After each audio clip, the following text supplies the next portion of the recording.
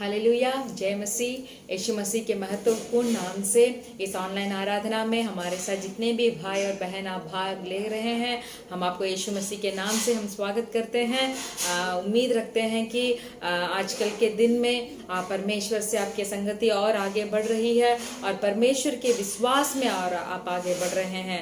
Hallelujah, hallelujah. तो चलिए आंखें बंद कर कर थोड़ा देर हम स्तुति कर कर हमारे आराधना को हम शुरू करेंगे। धन्यवाद, धन्यवाद, धन्यवाद, धन्यवाद, धन्यवाद, धन्यवाद पिता परमेश्वर, आपके धन्यवाद। सर्वशक्तिमान परमेश्वर, आपका धन्यवाद। हमारे बीच में हालेलुया वास करने वाले परमेश्वर, आपका धन्यवाद। हमें उद्धार करने वाले परमेश्वर, आपका धन्यवाद। Hallelujah, hallelujah. माँ के तरह हमें तसल्ली देने वाले परमेश्वर, प्रेम करने वाले परमेश्वर, पिता के तरह अपने कंधों पर हमें उठा कर लेके जाने वाले परमेश्वर, हम आपका धन्यवाद देते हैं। हम आपकी स्तुति करते हैं। हे यहोवा परमेश्वर, इस वर्ष के शुरुआत से लेकर 6 महीने तक आपने हमें अगुवाई किया। हम आपका धन्यवाद देते हैं। धन्यवाद, धन्यवाद, धन्यवाद। इस 7वें महीने के आधे महीने तक आपने हमें अगुवाई किया है। हम आपका धन्यवाद कहते हैं। स्तुति, स्तुति हो, स्तुति हो। हमें जीवन दिया है। हालेलुया। हमें जीवन देकर हमें अगुवाई कर रहे हैं परमेश्वर। हम आपके धन्यवाद करते हैं। हम आपके धन्यवाद करते हैं।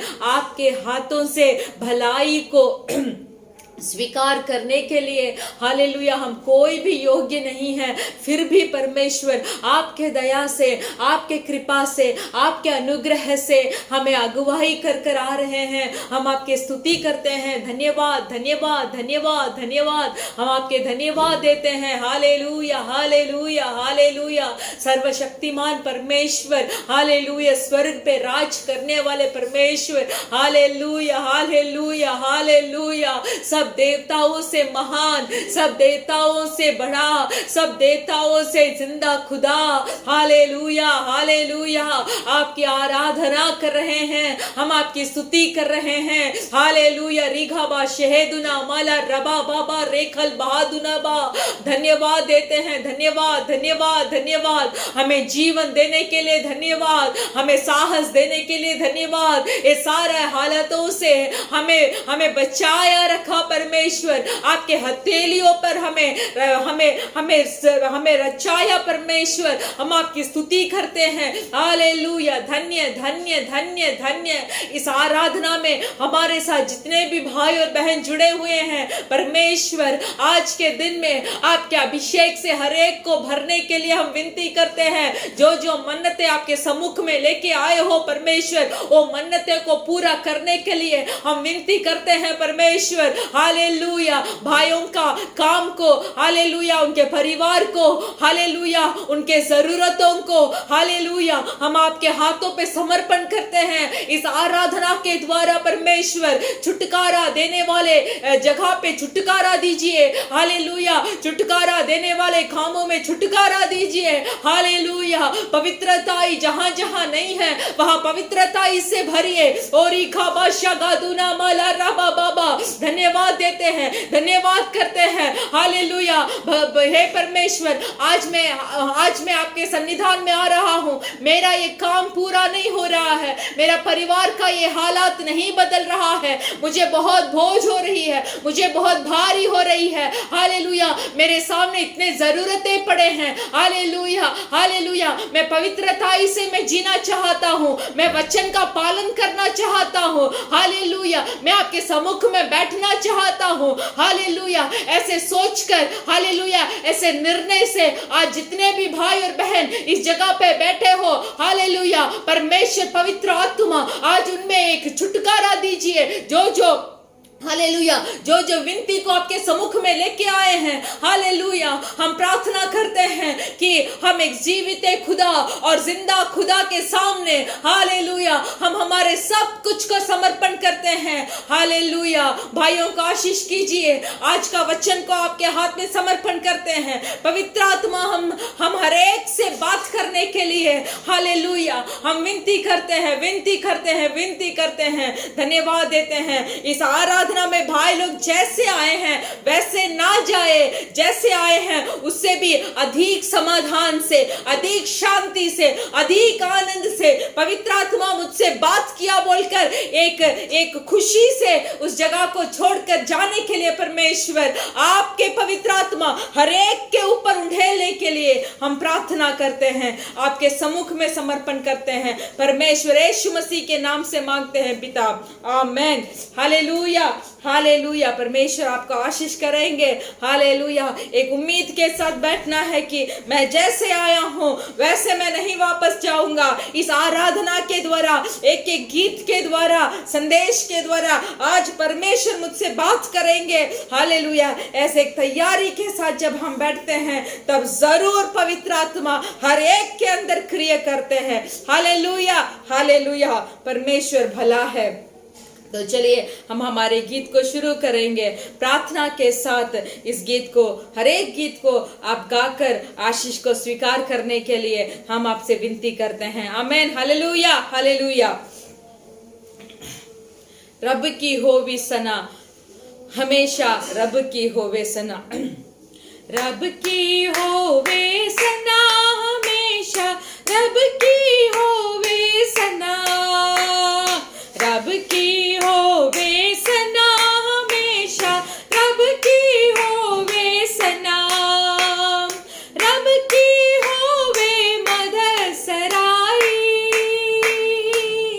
रब की होवे मदद सराई, उसके नाम की सना हमेशा रब की होवे सना, हमेशा रब की होवे सना, रब की होवे सना, हमेशा रब की होवे सना, रब की हुए शिकाई,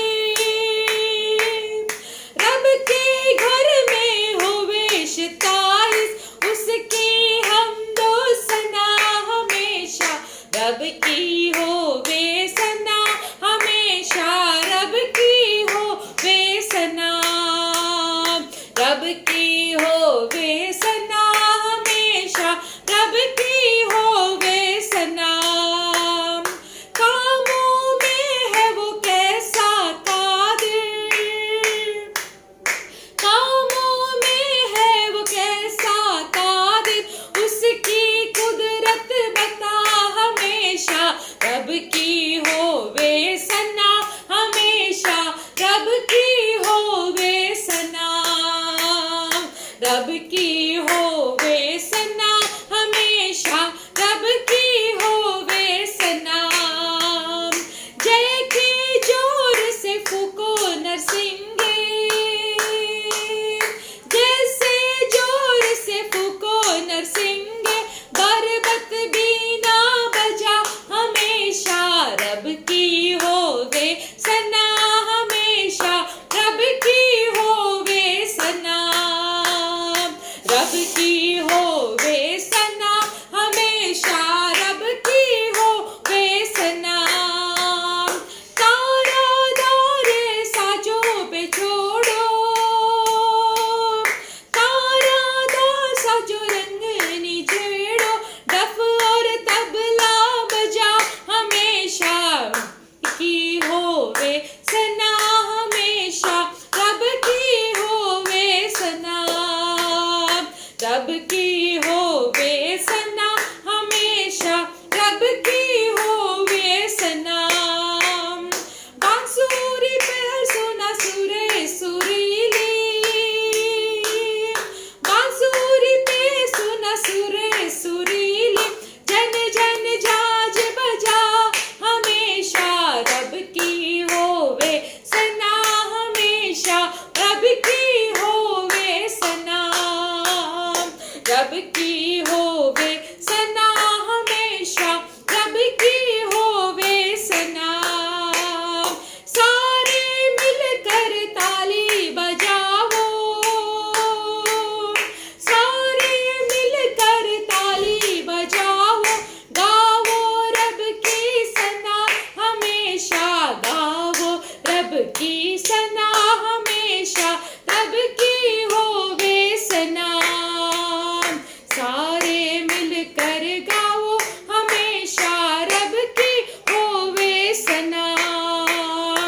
रब की होवे सना, हमेशा रब की होवे सना। Hallelujah, hallelujah, hallelujah. धन्यवाद। आपकी स्तुति करने में, आपकी आराधना करने में हमारा दिल को, मन को, हालेलुया, सबको एक सिद्ध आप बनाइए परमेश्वर। Hallelujah, hallelujah. महिमा तेरी ही हो, प्रताप भी तेरा ही हो, स्तुति हो सन्ना और प्रशंसा मिले तेरे तुझे प्रभु जी। सब मिलकर एक प्रार्थना के साथ हम गाएंगे। महिमा तेरी ही हो, प्रताप भी तेरा ही हो, महिमा तेरी ही हो, प्रताप भी तेरा ही हो, स्तुति हो सन्ना और प्रशंसा मिले तुझे प्रभु जी। स्तुति हो सन्ना और प्रशंसा मिले तुझे प्रभु जी। हाथ उठाकर आराधना हो, आराधना हो, आराधना हो, आराधना हो, मेरे प्रेमी यीशु ही की, मेरे प्रेमी यीशु ही की। महिमा तेरा ही हो,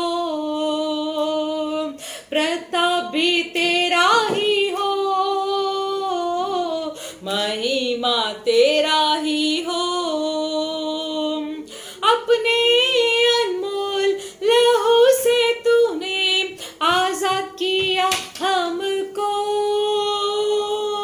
अपने अनमोल लहू से तूने आजाद किया हमको, राजा के रूप में लेवी के दल में चुन लिया अपने लिए, राजा के रूप में लेवी के दल में चुन लिया अपने लिए। आराधना हो, आराधना हो, आराधना हो, आराधना हो, मेरे प्यारे यीशु ही की, मेरे प्रेमी यीशु ही की। महिमा तेरा ही हो, अधवा मेरा साथी हमारा तसल्ली देने वाला, अधवा मेरा साथी हमारा तसल्ली देने वाला, अनमोल प्रेम से अनूठा बल से आग जला दे मुझ में, अनमोल प्रेम से अनूठा बल से आग जला दे मुझ में। आराधना हो यीशु, आराधना हो, आराधना हो, आराधना हो, मेरे प्रेमी यीशु ही की, मेरे प्रेमी यीशु ही की। महिमा तेरा ही हो,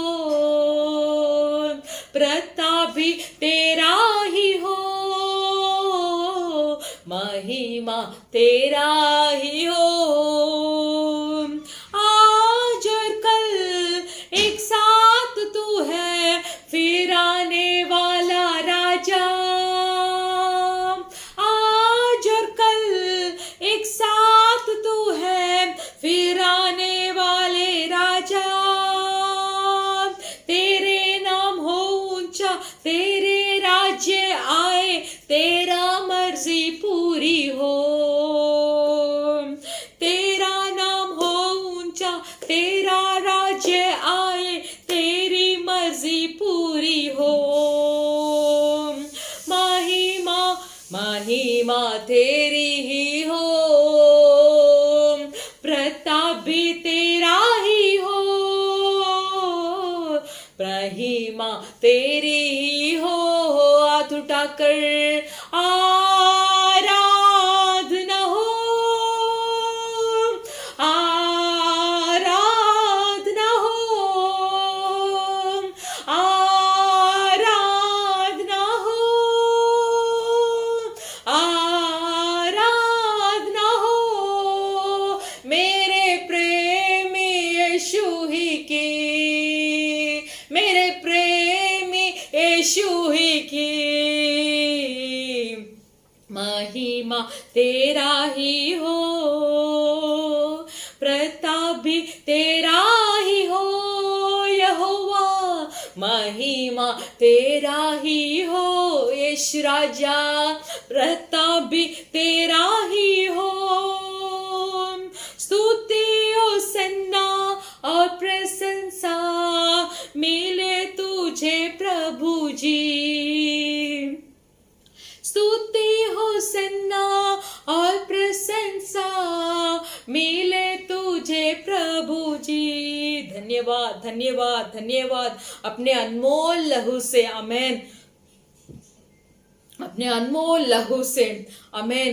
फंसे हुए, जो पाप में फंसे हुए थे, जो पाप के दलदल में घिरे हुए थे, हालेलुया, परमेश्वर से जब हम दूर चले गए थे, तब परमेश्वर ने अपने अनमोल लहू को हालेलुया देकर हमें मोल लिया है। धन्यवाद धन्यवाद धन्यवाद परमेश्वर यहोवा, धन्यवाद धन्यवाद धन्यवाद करते हैं आपके। आपने हमें राजा के रूप में बुलाया है, आपने हमें लेवी के दल से बुलाया है। हालेलुया, हमें चुना है आपकी आराधना करने के लिए, हमें चुना है आपकी स्तुति करने के लिए। हालेलुया, जो सिद्ध से आपने हमें बनाया है, रचाया है, वो है हमारे दिल से, पूरे मन से, पूरे बल से हम आपकी आराधना करते रहे। हालेलुया, धन्यवाद धन्यवाद धन्यवाद धन्यवाद परमेश्वर, आमेन। हालेलुया हालेलुया, धन्यवाद धन्यवाद। हम जब आराधना करते हैं, हम जब स्तुतियों को जब हम परमेश्वर के सम्मुख में हम समर्पण करते हैं, हालेलुया, तब हम महसूस कर पाएंगे कि परमेश्वर कितना बड़ा आशीषों से हमारा जीवन को भरते हैं। हालेलुया, सब मिलकर गाएंगे। स्तुति आराधना ऊपर जाती है, स्तुति आराधना ऊपर जाती है, आशीष देखो नीचे आती है। स्तुति आराधना ऊपर जाती है, आशीष देखो नीचे आती है। प्रभु हमारा कितना महान, देखो हमसे करता है प्यार। प्रभु हमारा कितना महान, देखो हमसे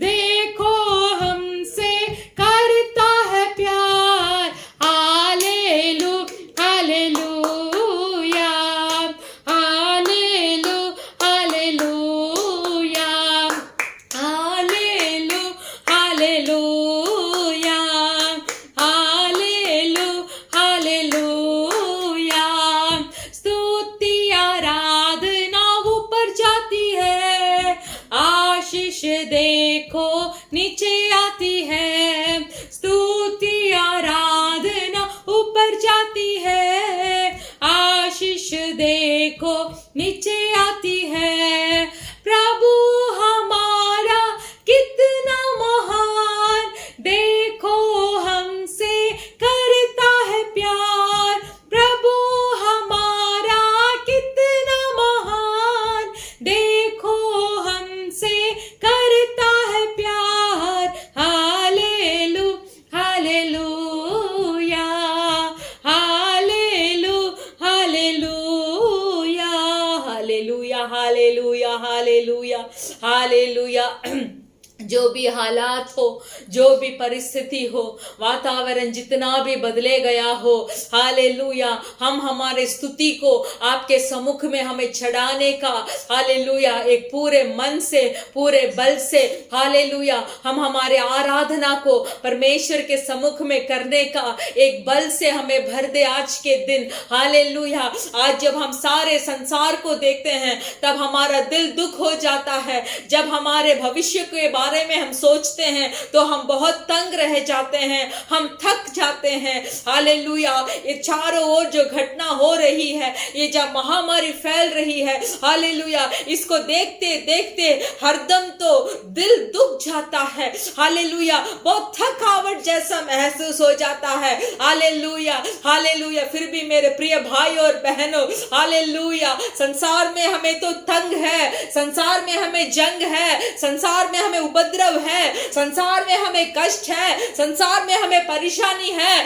फिर भी इस सब चीजों के ऊपर हमारे परमेश्वर यहोवा है। हालेलुया हालेलुया, हमारे परमेश्वर यहोवा है, क्योंकि हमारे परमेश्वर ने इस संसार के सारे उपद्रव के ऊपर जीत को प्राप्त किया है। वही जिंदा खुदा को आज हम दंडवत कर रहे हैं, वही जिंदा खुदा को आज हम हमारे आराधना को दे रहे हैं। हालेलुया, जितने भी परिस्थिति बदले हुए हो, हालेलुया, उसके बीच में जब हम पूरे दिल से, पूरे मन से, जब हम परमेश्वर के ओर हम आराधना करना शुरू करेंगे, जब परमेश्वर के ओर हम बढ़ाई करना शुरू करेंगे उनकी, तब परमेश्वर इस संसार जो आनंद और शांति को हमें नहीं देता है, उस आनंद और उस शांति से हमारा हृदय को भरता है।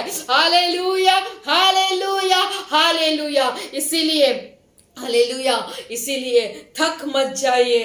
हालेलुया, स्तुति करना शुरू कीजिए। मुंह को खोलकर परमेश्वर की स्तुति जब हम करेंगे, तब परमेश्वर हमारे प्रार्थना और विनती को सुनकर ऊपर से हमें उत्तर को देते हैं। हालेलुया हालेलुया हालेलुया, क्योंकि हमारा यीशु मसीह के जैसे हमें तसल्ली देने वाले, हमें अगुवाई करने वाले, हमारे पापों को क्षमा करने वाले, हालेलुया, हमारे आंसुओं को पोंछने वाले इस संसार में और कोई नहीं है, और कोई नहीं है। इसीलिए इस आराधना को, गीत को गाएंगे, मुंह से हम बोलेंगे कि परमेश्वर आपके जैसा कोई नहीं है। हालेलुया, मेरे साथ मिलकर, यीशु मसीह तेरा जैसा है कोई नहीं, तेरे चरणों में झुके आसमान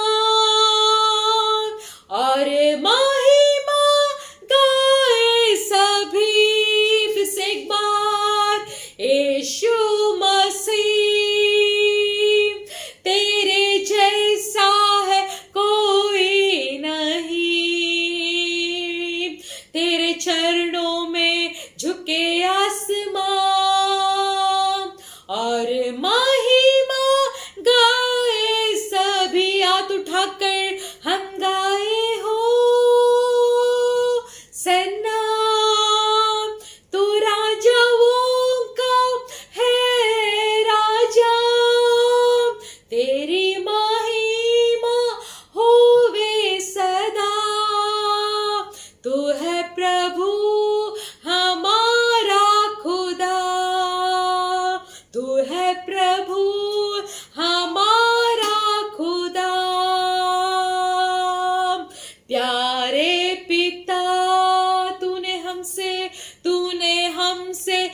कितना प्यार किया, हमें पापों से छुड़ाने को अपने बेटे को कुर्बान किया। प्यारे पिता, तूने हमसे कितना प्यार किया, हमें पापों से छुड़ाने को अपने बेटे को कुर्बान किया। हम गाए हो सन्ना, तू राजाओं का है राजा, तेरी महिमा होवे सदा। तू है पिता हमारा खुदा, तू है राजा हमारा खुदा, तू है मसीह हमारा खुदा, तू है प्रभु हमारा खुदा। Hallelujah hallelujah hallelujah. रे बाबा बादशाह माला रबा। प्यारे पिता, हाथ उठाकर बोलिए प्यारे पिता, प्यारे पिता, तूने मुझसे, बोलिए तूने मुझसे कितना प्यार किया। हालेलुया। आपने हमसे कितना प्यार किया, हमें पापों से छुड़ाने को अपने बेटे को कुर्बान किया। प्यारे पिता, तूने मुझसे हालेलुया कितना प्यार किया, मुझे पापों से छुड़ाने को, पाप के दलदल से बाहर खींचने को, हालेलुया, पाप का एक समझ को देने को, हालेलुया, री बाबा बाबा शगादुना माला रबा, हालेलुया, पाप के ऊपर जय को प्राप्त करने के लिए, हालेलुया, सोच विचार में एक जयवंत जीवन जीने के लिए, एक पवित्र जीवन जीने के लिए, और रिखा बा शगादुना माला रबा, आपने अपने बेटे को कुर्बान किया। धन्यवाद धन्यवाद। ये चुप रहने का समय नहीं है मेरे प्रिय भाइयों। मुंह खोलकर अपने पापों को परमेश्वर से बताकर पाप क्षमा का निश्चय को प्राप्त करने का समय है। और रिखा बाला रबा शगादुना माला रबा, आवाज उठाकर नहीं बोल सकते हैं तो भी मन में बोलिए, हे परमेश्वर पिता, हालेलुया, मैंने आपके विरुद्ध पाप किया है, हालेलुया, मैंने आपके विरुद्ध सोचा है, जो काम आप मुझे नहीं करने के लिए बोले थे मैंने वो काम को किया है, हालेलुया, मुझे मुझे मुझे माफ कीजिए, मुझे माफ कीजिए, मुझे माफ कीजिए, क्योंकि मैं आपको छोड़कर मैं रह नहीं पाऊंगा, आपके वचन के अनुसार मैं नहीं जी पा रहा हूं, मैं आपके वचन नहीं है तो मैं जी नहीं पाऊंगा। परमेश्वर से बोल दीजिए, ये बोलने का समय है, ये बोलने का समय है, क्योंकि जो कोई अपने पाप के ऊपर समझ पाकर अपने पाप को बोल देता है वो क्षमा पाता है, वो क्षमा पाता है। आज इस आराधना का समय में आप आए हैं, आप आराधना कर रहे हैं, फिर से एक शर्मिंदा हृदय को लेकर आपको वापस नहीं जाना है, एक छुटकारा पाकर ही आपको वापस जाना है। हालेलुया। पिता कौन है, परमेश्वर कौन है, यहोवा कौन है बोलकर एक समझ में, जो पिता हालेलुया हमारे संसार के बाप के से ज्यादा हमसे प्रेम करते हैं, हालेलुया, वो चाहते हैं कि हम हमारे सारी कठिनाइयों को हम उनसे बता दे, ताकि उस कठिनाइयों से, उस परेशानियों से, उस परिस्थिति से वो हमें छुटकारा दे। और रिखा बाला शगादुना माला रबा, क्योंकि परमेश्वर चाहते हैं कि हम एक छुटकारा जीवन जी ले। हालेलुया। इसलिए कोई मत सोचिए कि मैंने इतना घिनौना पाप किया है, मेरा पाप इतना गहराई है, मेरा पाप बहुत कोई भी मेरे पास नहीं रह सकता, इतना मैंने पाप किया है। हालेलुया। नहीं, मत सोचिए ऐसे, क्योंकि अपने लहू को देखकर उस क्रूस में कितना दर्द को उन्होंने सहा है। हालेलुया। क्यों? आपके लिए और मेरे लिए, आप और हम उस परलोक राज्य में जाकर वास करने के लिए ही अपने पिता ने अपने इकलौते पुत्र को हमारे लिए कुर्बान दिया है। हालेलुया। फिर से इसको गाते समय आप सब हाथ को उठाकर अपने अपने पापों को परमेश्वर से अपने हृदय से बोलिए, हालेलुया, मैंने ये पाप किया है परमेश्वर, मुझे माफ कर दे, मैं इस पाप को दोबारा मेरे जीवन में ना करूं, ऐसे एक भल से मुझे भर दे बोलकर फिर से एक बार हम थोड़ा समय लेकर हम गाएंगे। Hallelujah, hallelujah. प्यारे पिता, तूने मुझसे कितना प्यार किया, अपने मेरे पापों से छुड़ाने को अपने बेटे को कुर्बान किया।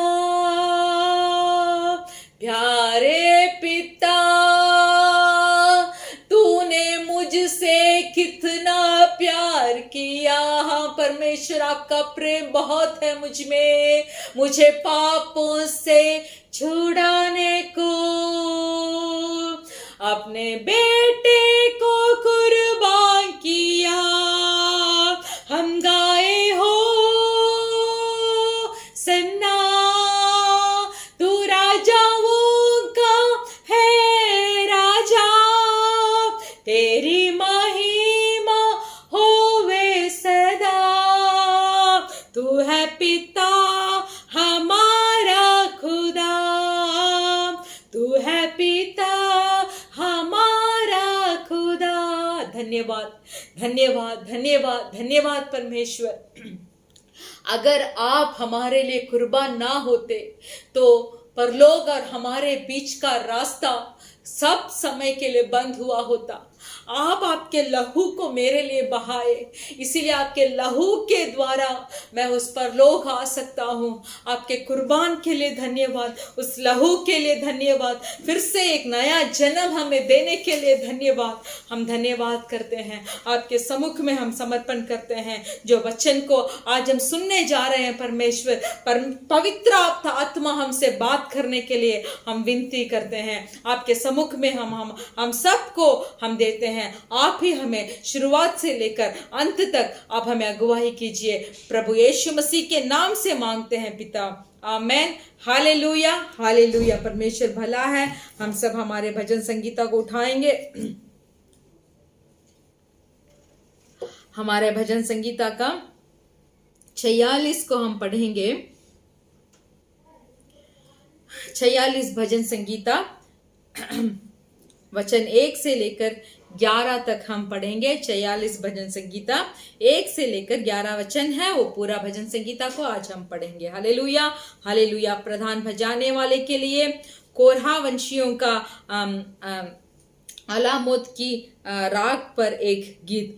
परमेश्वर हमारा शरणस्थान और बल है, संकट में अति सहज से मिलने वाला सहायक। इस कारण हमको कोई भय नहीं, चाहे पृथ्वी उलट जाए और पहाड़ समुद्र के बीच में डाल दिया जाए, चाहे समुद्र गरजने और फेन उठाए और पहाड़ उसकी भाड़ से कांप उठे। एक नदी है जिसकी नहरों से परमेश्वर के नगर में अर्थात परम प्रधान के पवित्र निवास स्थान में आनंद होता है। परमेश्वर उस नगर के बीच में है, वह कभी टलने का नहीं। पो फटते ही परमेश्वर उसकी सहायता करता है। जाति जाति के लोग छल्ला उठे, राज्य राज्य के लोग डगमगाने लगे। वह बोल उठा, पृथ्वी पिघल गई। सेनाओं का यहोवा हमारे संग है, याकूब का परमेश्वर हमारा ऊंचा गढ़ है। आओ यहोवा के महाकर्म देखो कि उसने पृथ्वी पर कैसा कैसा उजाड़ किया है। वह पृथ्वी की चोर तक की लड़ाइयों को मिटाता है। वह धनुष को तोड़ता और भाले को दो टुकड़े कर डालता है और रथों को आग में झोंक देता है। चुप हो जाओ और जान लो कि मैं ही परमेश्वर हूँ। मैं जातियों में महान हूँ, मैं पृथ्वी पर भी भर में महान हूँ। सेनाओं का यहोवा हमारे संग है, याकूब का परमेश्वर हमारा ऊंचा गढ़ है। हालेलुया। चुप हो जाओ और जान लो कि मैं ही परमेश्वर हूँ। आमीन। हालेलुया। बहुत समय हम घबरा कर कुछ बड़बड़ा जाते हैं। बहुत समय अगर हमारे पड़ोसी लोग या हमारे दोस्त लोग कुछ हमारे विरुद्ध बोल देते हैं या कुछ काम कर देते हैं तो हम भूल जाते हैं कि परमेश्वर कौन है और हमारे मान से हम बात करना शुरू कर देते हैं और लड़ना शुरू कर देते हैं। हालेलुया। आज परमेश्वर का वचन है, जितना भी कष्ट हो, परेशानी हो, जो भी हो, एक ही चीज है, चुप हो जाओ और जान लो कि परमेश्वर हमारा खुदा है। आमीन। अगर हम चुप रहेंगे तब परमेश्वर जरूर हमारे लिए लड़ेंगे। आमीन। अगर हम चुप हो जाएंगे तो परमेश्वर वहां हमारे लिए काम शुरू कर देंगे। अगर हम परमेश्वर को भूलकर हमारे शारीरिक ताकत में लड़ना शुरू करेंगे, बोलना शुरू करेंगे, क्रिया को करना शुरू करेंगे, वो सब जाकर एक शून्य में खत्म हो जाएगा मेरे प्रिय भाई और बहनों। इसीलिए परमेश्वर महान है, सेनाओं का यहोवा हमारे संग है, याकूब का परमेश्वर हमारा ऊंचा गढ़ है। यही हमारा विश्वास है कि वो सेनाओं का यहोवा हमारे पास है। हालेलुया। हमारे साथ साथ है। इसीलिए कोई भी चीज के लिए आमीन हम बड़बड़ाएंगे नहीं, डगमगाएंगे नहीं, बोलते रहेंगे नहीं। हम चुप रहेंगे और जान लेंगे कि परमेश्वर हमारे लिए सब काम करने में सामर्थ है। हालेलुया। हालेलुया। तो चलिए हम इस अच्छे भजन संगीता के लिए प्रार्थना करेंगे, हमारे देशों के लिए प्रार्थना करेंगे, हमारे कलीसियाओं के लिए प्रार्थना करेंगे। धन्यवाद। हालेलुया। हालेलुया। हालेलुया। धन्यवाद। धन्यवाद। सेनाओं का यहोवा हमारे संग है, याकूब का परमेश्वर हमारे ऊंचा गढ़ है। चाहे पृथ्वी डल जाए, चाहे पृथ्वी पिघल जाए, चाहे पृथ्वी पर बहुत संकट हो, जो भी हो परमेश्वर, जो भी हो, अकाल हो, परेशानियां हो, कष्ट हो, जो भी हो परमेश्वर, जो भी आए, नहीं हम किसी के लिए बड़बड़ाएंगे नहीं। हम चुप रहेंगे और हम ये देखेंगे कि मेरा सेनाओं का यहोवा मेरे लिए जो काम करने वाला है वो बहुत बड़ा है। संसार उसे देखेगी। हालेलुया। मैं कभी भी किसी के सामने में लज्जा ना हो जाऊं, उतने बड़े काम को परमेश्वर मेरे लिए करेंगे। हालेलुया। आज हम इस वचन को हम बोलते हैं, सेनाओं का यहोवा आप हमारे संग है। परमेश्वर आप हमारे संग है, आप हमारे संग है, ये हमारे लिए काफी है। परमेश्वर धन्यवाद बोलते हैं। हमारे सारे पृथ्वी के मानव जाति लोगों को आपके हाथों में हम समर्पण करते हैं। हम विनती करते हैं कि सबके आंखें खोल जाए और परमेश्वर यीशु मसीह ही जिंदा खुदा है बोलकर आपको ग्रहण कर ले। परमेश्वर संसार के जितने भी विश्वासी लोग हैं, सेवगाई लोग हैं, परमेश्वर जितने भी सेवगाई आप कर रहे हैं, हालेलुया, पास्टर लोगों को, उनके परिवार को, बच्चों को आपके हाथों में हम समर्पण कर हम प्रार्थना करते हैं। इन अंतिम दिनों में परमेश्वर आप ही उन्हें रक्षा करने के लिए हम विनती करते हैं। हालेलुया। विशेष कर हमारा इंडिया देश को आपके हाथों में समर्पण करते हैं। आप ही आपके हाथ को हमारे देश के ऊपर बढ़ाइए। परमेश्वर गरीबों तड़प रहे हैं। हालेलुया। लोग सड़क पे तड़प रहे हैं, खाने के बिना, पीने के बिना तड़प रहे हैं, बहुत कष्ट उठा रहे हैं। हालेलुया। इन सारे इस हमारे देश के लोगों को परमेश्वर ही एक छुटकारा देकर, परमेश्वर आप ही जिंदा खुदा है बोलकर, हालेलुया, हमारे इंडिया देश के लोग जानने के लिए हम प्रार्थना करते हैं। सिर्फ इंडिया देश ही नहीं, नेपाल देश, श्रीलंका देश, पाकिस्तान, बांग्लादेश, ऐसे हमारे देशों के चारों ओर जितने देश है आपके सम्मुख में हम समर्पण करते हैं। हालेलुया। हमारे कतार देश के लिए हम धन्यवाद, अब तक आपने सहायता कर सुरक्षा रखकर आए हैं, हम धन्यवाद बोलते हैं परमेश्वर। और जल्दी ही जल्दी हमारे कलीसिया खोलकर हम आपकी आराधना हालेलुया आपके साथ मिलकर हमारे भाई बहनों के साथ मिलकर करने का दिन जल्दी आने के लिए हम विनती करते हैं। आपके हाथ में हम समर्पण करते हैं, यीशु मसीह के नाम से मांगते हैं पिता, आमेन। Hallelujah hallelujah. हमारा कलीसिया का सूचना ये है कि हमारा कलीसिया हर शुक्रवार के दिन शाम को 4 बजे से लेकर 6 बजे तक होता है। हम आपसे विनती करते हैं कि आप सुबह से लेकर अच्छा से तैयारी होकर परमेश्वर के वचन सुनने के लिए एक प्यास के साथ आकर अगर आप बैठेंगे तो जरूर हम बोल सकते हैं कि पवित्र आत्मा आपसे बात करेंगे। आप आपके दोस्तों को भी आपके साथ लेके आइए, हालेलुया। लेके आकर आप सब मिलकर हमारे आराधना में भाग लेने के लिए हम विनती करते हैं शुक्रवार के दिन शाम को 4 बजे से लेकर 6 बजे तक। हालेलुया। परमेश्वर आपको आशीष करेंगे।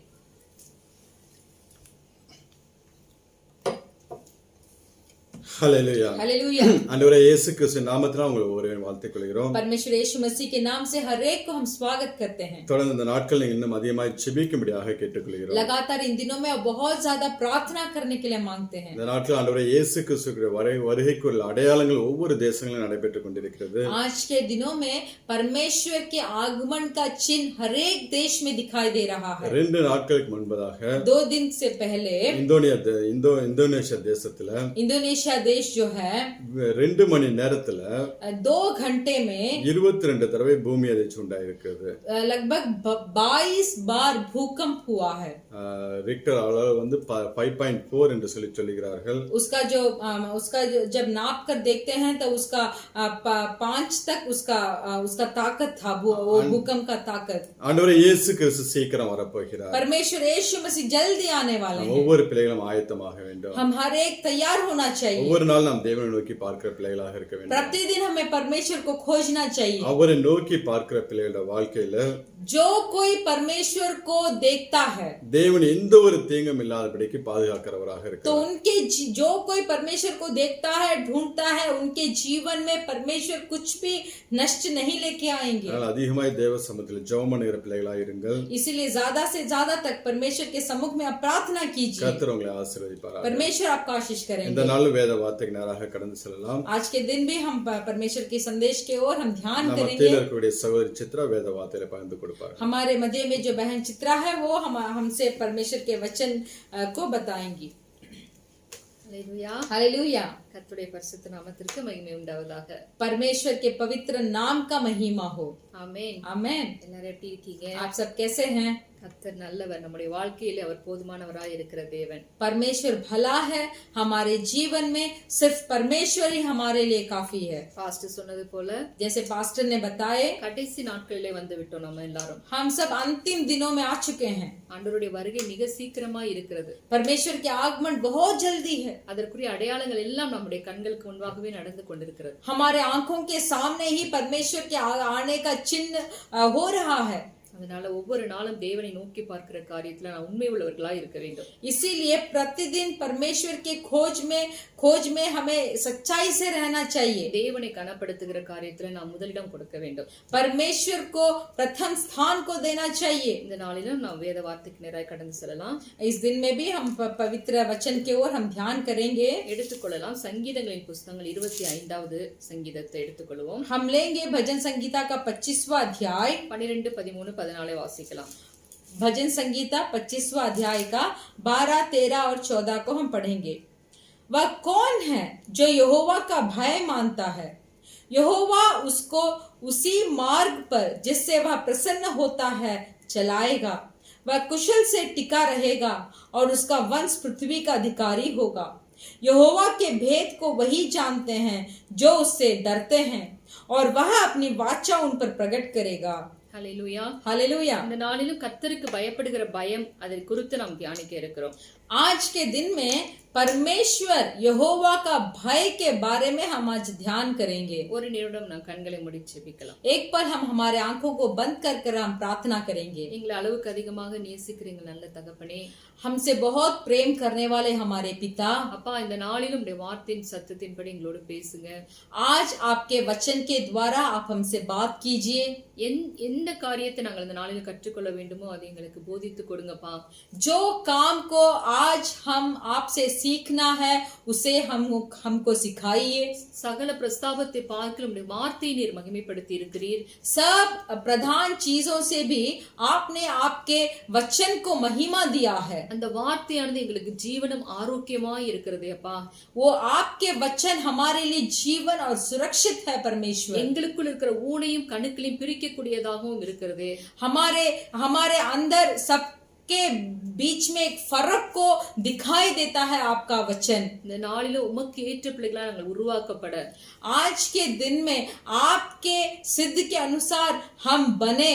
பரிசுத்தாவியானவர் எங்களோடு பேசுங்கப்பா. पवित्र आत्मा आप हमसे बात कीजिए। பேசுகிற அடிமையை மறைத்துக் கொள்ளுங்க. जो मैं बात करती हूँ मुझे छिपाकर आप प्रकट हो जाइए। இயேசுவின் நாமத்தில் பிதாவே यीशु मसीह के नाम से मांगते हैं पिता, आमेन। ஹல்லேலூயா. हालेलुया। கர்த்தருக்கு பயப்படக்கூடிய பயத்தை குறித்து இந்த நாள் நாம் தியானிக்க இருக்கிறோம். परमेश्वर यहोवा के ऊपर जो भय हमें रखना चाहिए वो भय के बारे में आज हम ध्यान करेंगे। இந்த சங்கீதத்தை எழுதியது சங்கீதக்காரனாகிய தாவீது. ये भजन संगीता को दाऊद ने लिखा। அது இந்த சங்கீதத்திலே அவன் கர்த்தருக்கு பயப்படக்கூடிய மனுஷனுக்கு கிடைக்கக்கூடிய ஆசீர்வாதங்களை அவன் சொல்லி வைத்திருக்கிறான். ये 25वां भजन संगीता में दाऊद ने ऐसे लिखा है, जो कोई परमेश्वर के ऊपर भय रखता है उनको मिलने वाले आशीर्वाद के बारे में यहाँ दाऊद ने लिखा है। கர்த்தருக்கு பயப்படக்கூடிய பயம் ஒரு மனுஷனுக்கு மிக மிக அவசியம் என்பதை இந்த சங்கீதம் நமக்கு இந்த வசனங்கள் மூலமாய் நமக்கு உறுதிப்படுகிறது. देखिए इस 25वां भजन संगीता में जो वचन कहलाए गई है वो वचन में परमेश्वर का भय मानना कितना आवश्यक है बोलकर बोला गया है। கர்த்தருக்கு பயப்படுகிற பயம் என்றால் என்ன? परमेश्वर के ऊपर रखने वाला भय क्या होता है? அப்படியே இந்த நெருப்பை பார்த்தால், மழையை பார்த்தால், இல்லது பூகம்பம் நிலநடுக்கம் இதெல்லாம் பார்த்தா நம்ம பயப்படுற பயமா? क्या वो भय ऐसा है कि जैसे हम कुछ आग को देखते हैं, कुछ भाड़ को देखते हैं, भूकंप को देखते हैं, ऐसे उसको सब देखते ही हम जैसे डरते हैं, वैसे होता है क्या परमेश्वर के ऊपर जो भय है वो इस तरीका का भय होता है क्या? அது பிசாசின் கிரியைகளை பார்த்து பயப்படுகிற பயமா? नहीं तो शैतान का कुछ काम को देखकर जब हम डरते हैं उस तरीका का डर है क्या परमेश्वर का ऊपर जो रखा हुआ भय? இந்த உலகத்துல நடக்கிற தீமையான காரியங்களை பார்த்து நாம் பயப்படுகிற காரியங்களா? क्या परमेश्वर का भय ऐसा होता है जैसे हम संसार में जो घटना हो रही है उसको देखकर हम डरते हैं, तो वो भय उस तरीका का है क्या? அது அல்ல. பயம் கர்த்தருக்கு பயப்படுகிற பயம் என்றால் அது கிடையாது. तो देखिए हम अभी जो कुछ कार्य को बताकर उसका भय को जैसे हमने बताया उस तरीका का भय नहीं होता है जो हम परमेश्वर के ऊपर रखते हैं। கர்த்தருக்கு பயப்படுகிற பயம் அதனுடைய விளக்கம் என்னவென்று பார்த்தோம் என்றால் हम ऐसे देखेंगे कि परमेश्वर के ऊपर जो भय हो वो कैसा होता है। கீழ்ப்படிதல், தீமையை விட்டு விலகுதல், இதுதான் கர்த்தருக்கு பயப்படுகிற பயமா இருக்கிறது. तो देखिए परमेश्वर के ऊपर जो भय रखना है इसका मतलब ये है कि परमेश्वर का आज्ञा पालन करना और दुष्ट कामों से दूर होना। தீமையை விட்டு விலகுவதே கர்த்தருக்கு பயப்படுகிற பயம் என்று வேதம் சொல்லுகிறது. हमारा पवित्र बाइबल बोलता है जो कोई अधर्म को या दुष्ट कामों को छोड़कर दूर चले जाता है उसका मतलब है वो परमेश्वर के ऊपर भय रखता है। தேவனுடைய சத்தத்திற்கு கீழ்ப்படிந்து அதன்படி நடக்கிறதே கர்த்தருக்கு பயப்படுகிற பயம் என்று வேதம் சொல்லுகிறது. पवित्र बाइबल बोलता है जो कोई परमेश्वर की आवाज को सुनकर उसका आज्ञा पालन करता है वही मनुष्य परमेश्वर के ऊपर भय भी रखता है। Hallelujah, hallelujah. நீதிமொழிகள் 16:6 வாசிக்கும் பொழுது नीति वचन का पुस्तक का 16 का 6 को जब हम पढ़ेंगे, नीति वचन का पुस्तक 16 का 6, अधर्म का प्रयाश्चित कृपा और सच्चाई से होता है और यहोवा के भय मानने का द्वारा मनुष्य बुराई करने से बच जाते हैं। Hallelujah, hallelujah. மனுஷர் கர்த்தருக்கு பயப்படுகிறதினாலே जब मनुष्य परमेश्वर का भय मानते हैं தீமையை விட்டு விலகுவார்கள் என்று வேதம் சொல்லுகிறது. तो वो मनुष्य बुराई करने से बच जाते हैं। இன்னும் நீங்க நீதிமொழிகள் 8:13 வாசிக்கும் பொழுது और भी आप नीति वचन का पुस्तक का 8वां वचन का 8वां अध्याय का 13 वचन पढ़ेंगे। 8वां अध्याय नीति वचन का 13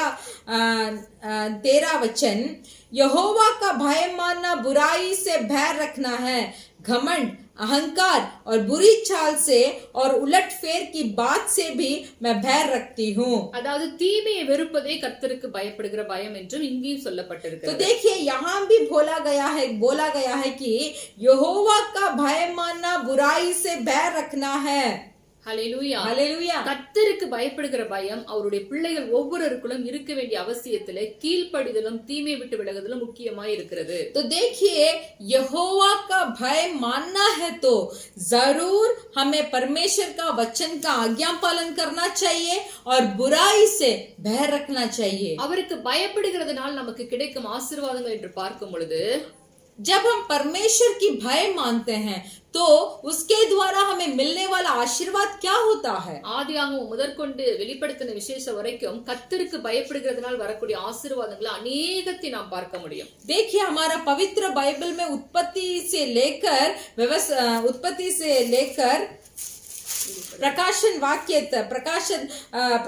वाक्य तक बहुत सारे वचन लिखा गया है कि जब हम परमेश्वर का भय मानते हैं तब जो जो आशीर्वाद हमें मिलता है वो लिखा गया है। தேவனாகிய கர்த்தர் சொல்லுவார், நீ எனக்கு பயப்பட வேண்டும் என்று சொல்லுவார். परमेश्वर यहोवा बोलते हैं कि तू मुझसे भय मानना है। நான் எஜமானனானால் எனக்கு பயப்படும் பயம் எங்கே என்று தேவனை கேட்பார்.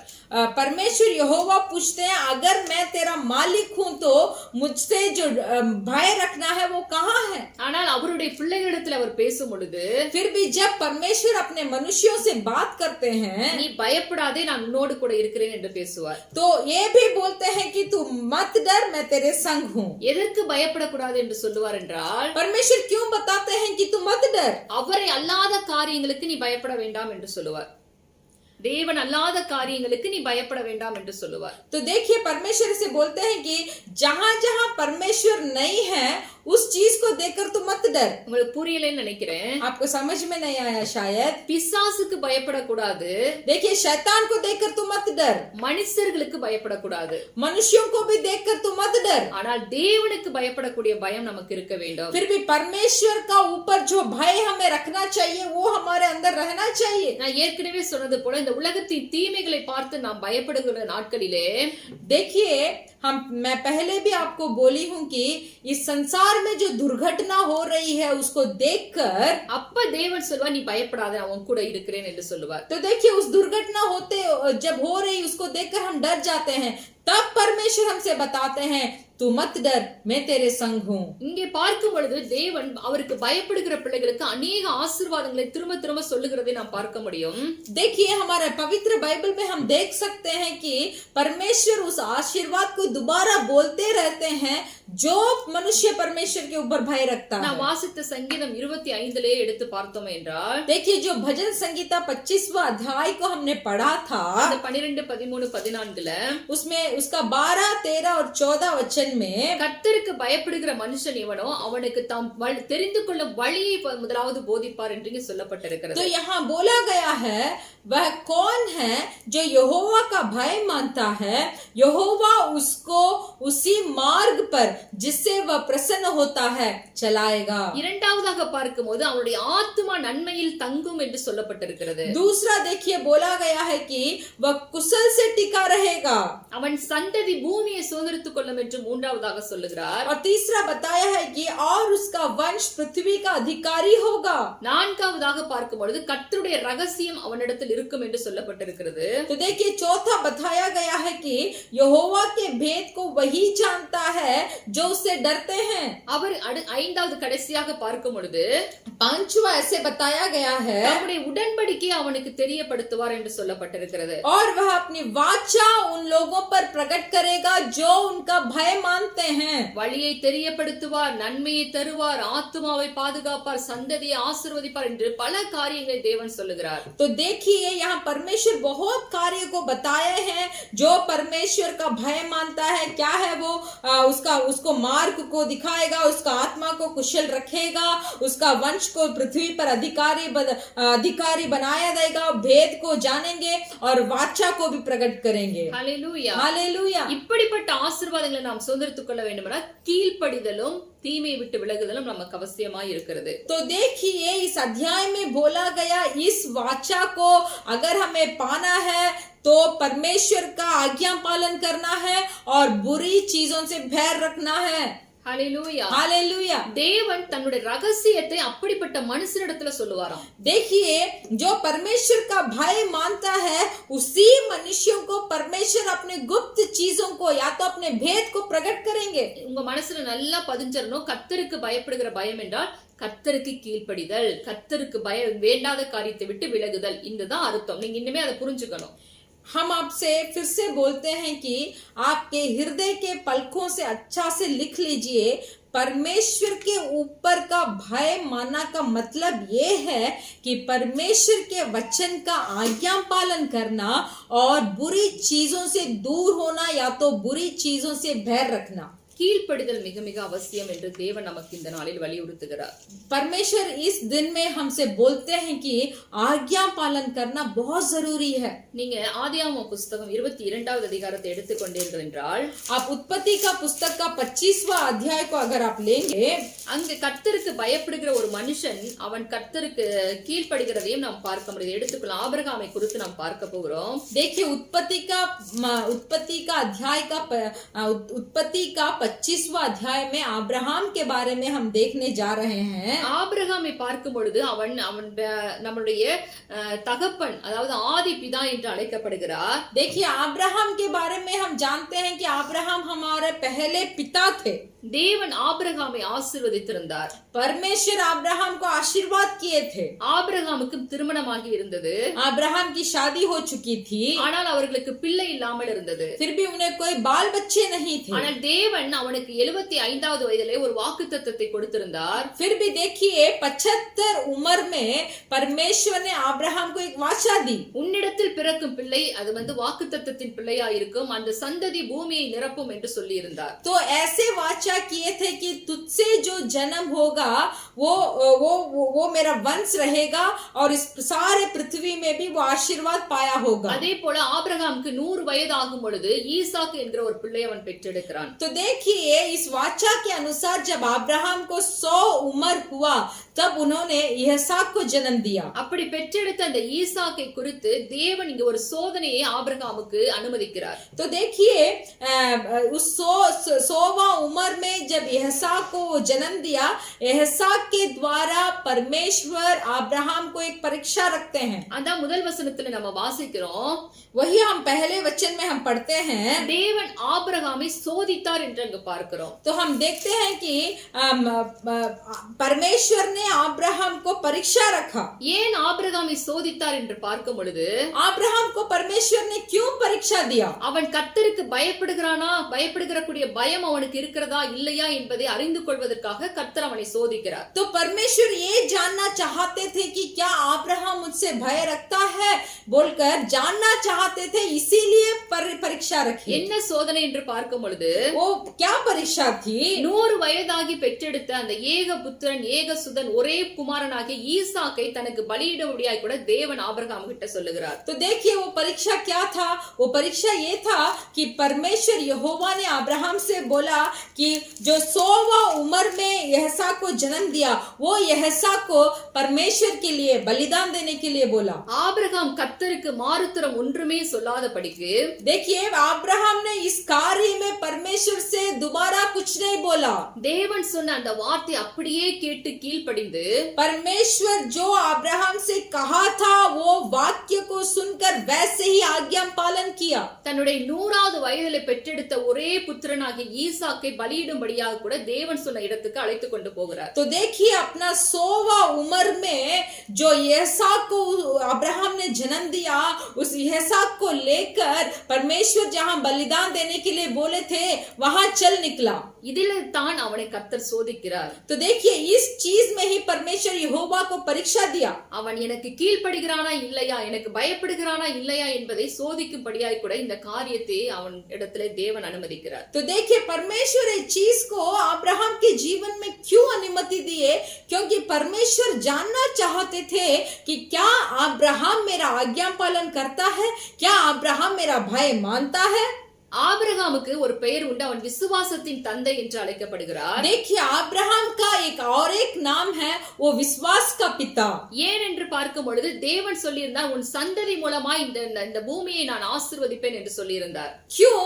क्योंकि परमेश्वर यहोवा ने अब्राहम से कहा था कि मैं तेरा वंश को इस संसार में बढ़ाऊंगा, फैलाऊंगा। வானத்து நட்சத்திரங்களை போல, आकाश के तारा की तरह பூமியின் தூளை போல, और बालू की तरह, கடற்கரை மணலத்தினை போல, देखिए सॉरी इस पृथ्वी के धूल के तरह और समुद्र के बालू के तरह உன் சந்ததியா சுதந்திரித்துக் கொள்வார்கள் என்று தேவன் வாக்குத்தத்தம் பண்ணியிருந்தார். इस सब चीजों के तरह इस पृथ्वी में तेरे वंश को मैं बढ़ाऊंगा बोलकर परमेश्वर यहोवा अब्राहम को वाचा दिए थे। ஆபிரகாம் அந்த வாக்குத்தத்தத்தை பிடித்துக் கொண்டு விசுவாசிக்கிறவனாய் तो காணப்பட்டான். देखिए परमेश्वर का दिया हुआ वाचा को अब्राहम ने अच्छे से पकड़ लिया और उसके ऊपर विश्वास करने लगा। அதனால் தான் தேவன் சொன்ன வார்த்தைக்கு கீழ்ப்படிந்து தன்னுடைய குமாரனை பலியிடும்படியாய் கூட அழைத்துக் கொண்டு போகிறார். तो इसी वाचा के ऊपर भरोसा रखकर परमेश्वर जो बलिदान चढ़ाने के लिए बोला था उसको करने के लिए वो चल पड़ा। அவன் எல்லாவற்றையும் ஏற்பாடு செய்து பிள்ளையாண்டன் மேல் கத்தியை ஓங்கும் பொழுது, देखिए बलिदान करने के लिए सब चीजों को तैयारी रखकर जब उस इसहाक के ऊपर उसने चाकू मारने के लिए हाथ उठाया, 11-12 वासिக்கலாம். आब्रहाम आदियागमम 22:11-12. देखिए उत्पत्ति का पुस्तक का 22वां अध्याय का 11 और 12 को हम पढ़ेंगे। तब यहोवा के दूत ने स्वर्ग से उसको पुकार के कहा, ए अब्राहम। उसने कहा, देख मैं यहाँ हूँ। उसने कहा, उस लड़के पर हाथ मत बढ़ा और न उससे कुछ कर, क्योंकि तूने जो मुझसे अपने पुत्र वरन अपने इकलौते पुत्र को भी नहीं रख छोड़ा। इससे मैं अब जान गया कि तू परमेश्वर का भय मानता है। Hallelujah, hallelujah. இங்க பாருங்க, அங்க ஆபிரகாம் தேவனுடைய தூதனானவர் வானத்திலிருந்து கூப்பிட்டு, यहाँ देखिए अब्राहम को देवदूत उस परलोक से बुलाते हैं। அப்பொழுது தூதன் சொல்றார், பிள்ளையாண்டான் மேல் உன் கையை போடாதே. तब दूत बताते हैं उस लड़के पर हाथ मत बढ़ा, அவனுக்கு ஒன்றும் செய்யாதே என்று அவன் தூதன் சொல்லி அந்த பலியிடுகிற காரியத்தை நிறுத்துகிறான். तो देखिए स्वर्ग से दूत बोलते हैं तो उस लड़के पर हाथ मत लगा, उसको कुछ मत कर बोलकर बोलते हैं, நீ உன் ஏக சுதன் என்றும் ஏக புத்திரன் என்று பாராமல் தேவனுக்கு பயப்படுகிறவன் என்பதை இதன் மூலம் நான் அறிந்து கொண்டேன் என்று அங்கு சொல்லுகிறான். तो देखिए और भी बोलते हैं, तू अपने पुत्र वरन अपने इकलौते पुत्र को भी नहीं रख छोड़ा। इसमें मैं अब जान गया कि तू परमेश्वर का भय मानता है। எனக்கு கீழ்ப்படிந்து என்னுடைய வார்த்தைக்கு நீ கீழ்ப்படிந்து அவனை ஒப்பு கொடுத்தபடியினாலே நீ கர்த்தருக்கு பயப்படுகிறவன் என்பதை இதன் மூலம் நான் அறிந்து கொண்டேன் ஆபிரகாமே என்று அங்கு சொல்லுகிறதை நாம் பார்க்கிறோம். तो हम फिर भी हम यहाँ देख सकते हैं कि स्वर्गदूत और यहाँ भी देख सकते हैं कि तू मेरा आज्ञा पालन किया, मेरा वचन का पालन किया, इसीलिए मैं भी जान गया कि तू परमेश्वर का भय मानता है। இதன் நிமித்தம் தான் ஆபிரகாமை தேவன் ஆசீர்வதிக்கிறார். 16-17 நீங்க வாசிச்சு பாத்தீங்கன்னா, तो इस संभव के निमित्त ही परमेश्वर अब्राहम को आशीर्वाद करने के लिए शुरू हो गए। நீ உன் புத்திரன் என்றும், तू अपना पुत्र நீ உன் ஏக சுதன் என்றும் और अपने इकलौते पुत्र को भी பாராமல் नहीं छोड़ा। அவனை எனக்கு ஒப்பு கொடுத்து இந்த காரியத்தை செய்தபடியினாலே तू उसको मुझे समर्पण कर इस काम को तू करने के लिए तैयार हो गया। நான் உன்னை ஆசீர்வதிக்கவே ஆசீர்வதித்து, इसीलिए मैं तुझे आशीर्वाद के ऊपर आशीर्वाद दूंगा உன் சந்ததியை வானத்து நட்சத்திரங்களைப் போலவும் और तेरे वंश को आकाश के तारागण के तरह கடற்கரை மணலை போலவும் और समुद्र के तीर की बालू के तरह பெருகவே பெருக பண்ணுவேன் என்றும் और तुझे तेरा वंश को मैं बढ़ाऊंगा உன் சந்ததியார் தங்கள் சத்துருக்களின் வாசல்களை சுதந்திரித்துக் கொள்வார்கள் என்றும் சொல்லி ஆசீர்வதித்தார். और तेरे वंश अपने शत्रुओं के नगरों का अधिकार होगा बोलकर इस तरीके से परमेश्वर ने अब्राहम को आशीष किया। அந்த 18வது வசனத்துல उस 18 वचन நீ में என் சொல்லுக்கு கீழ்ப்படிந்தபடியினால் क्योंकि तूने मेरे बात मानी है உன் சந்ததிக்குள் பூமியில் உள்ள சகல ஜாதிகளும் ஆசீர்வதிக்கப்படும் என்று इसीलिए तेरा वंश सारे जातियों में धन्य मानेगी।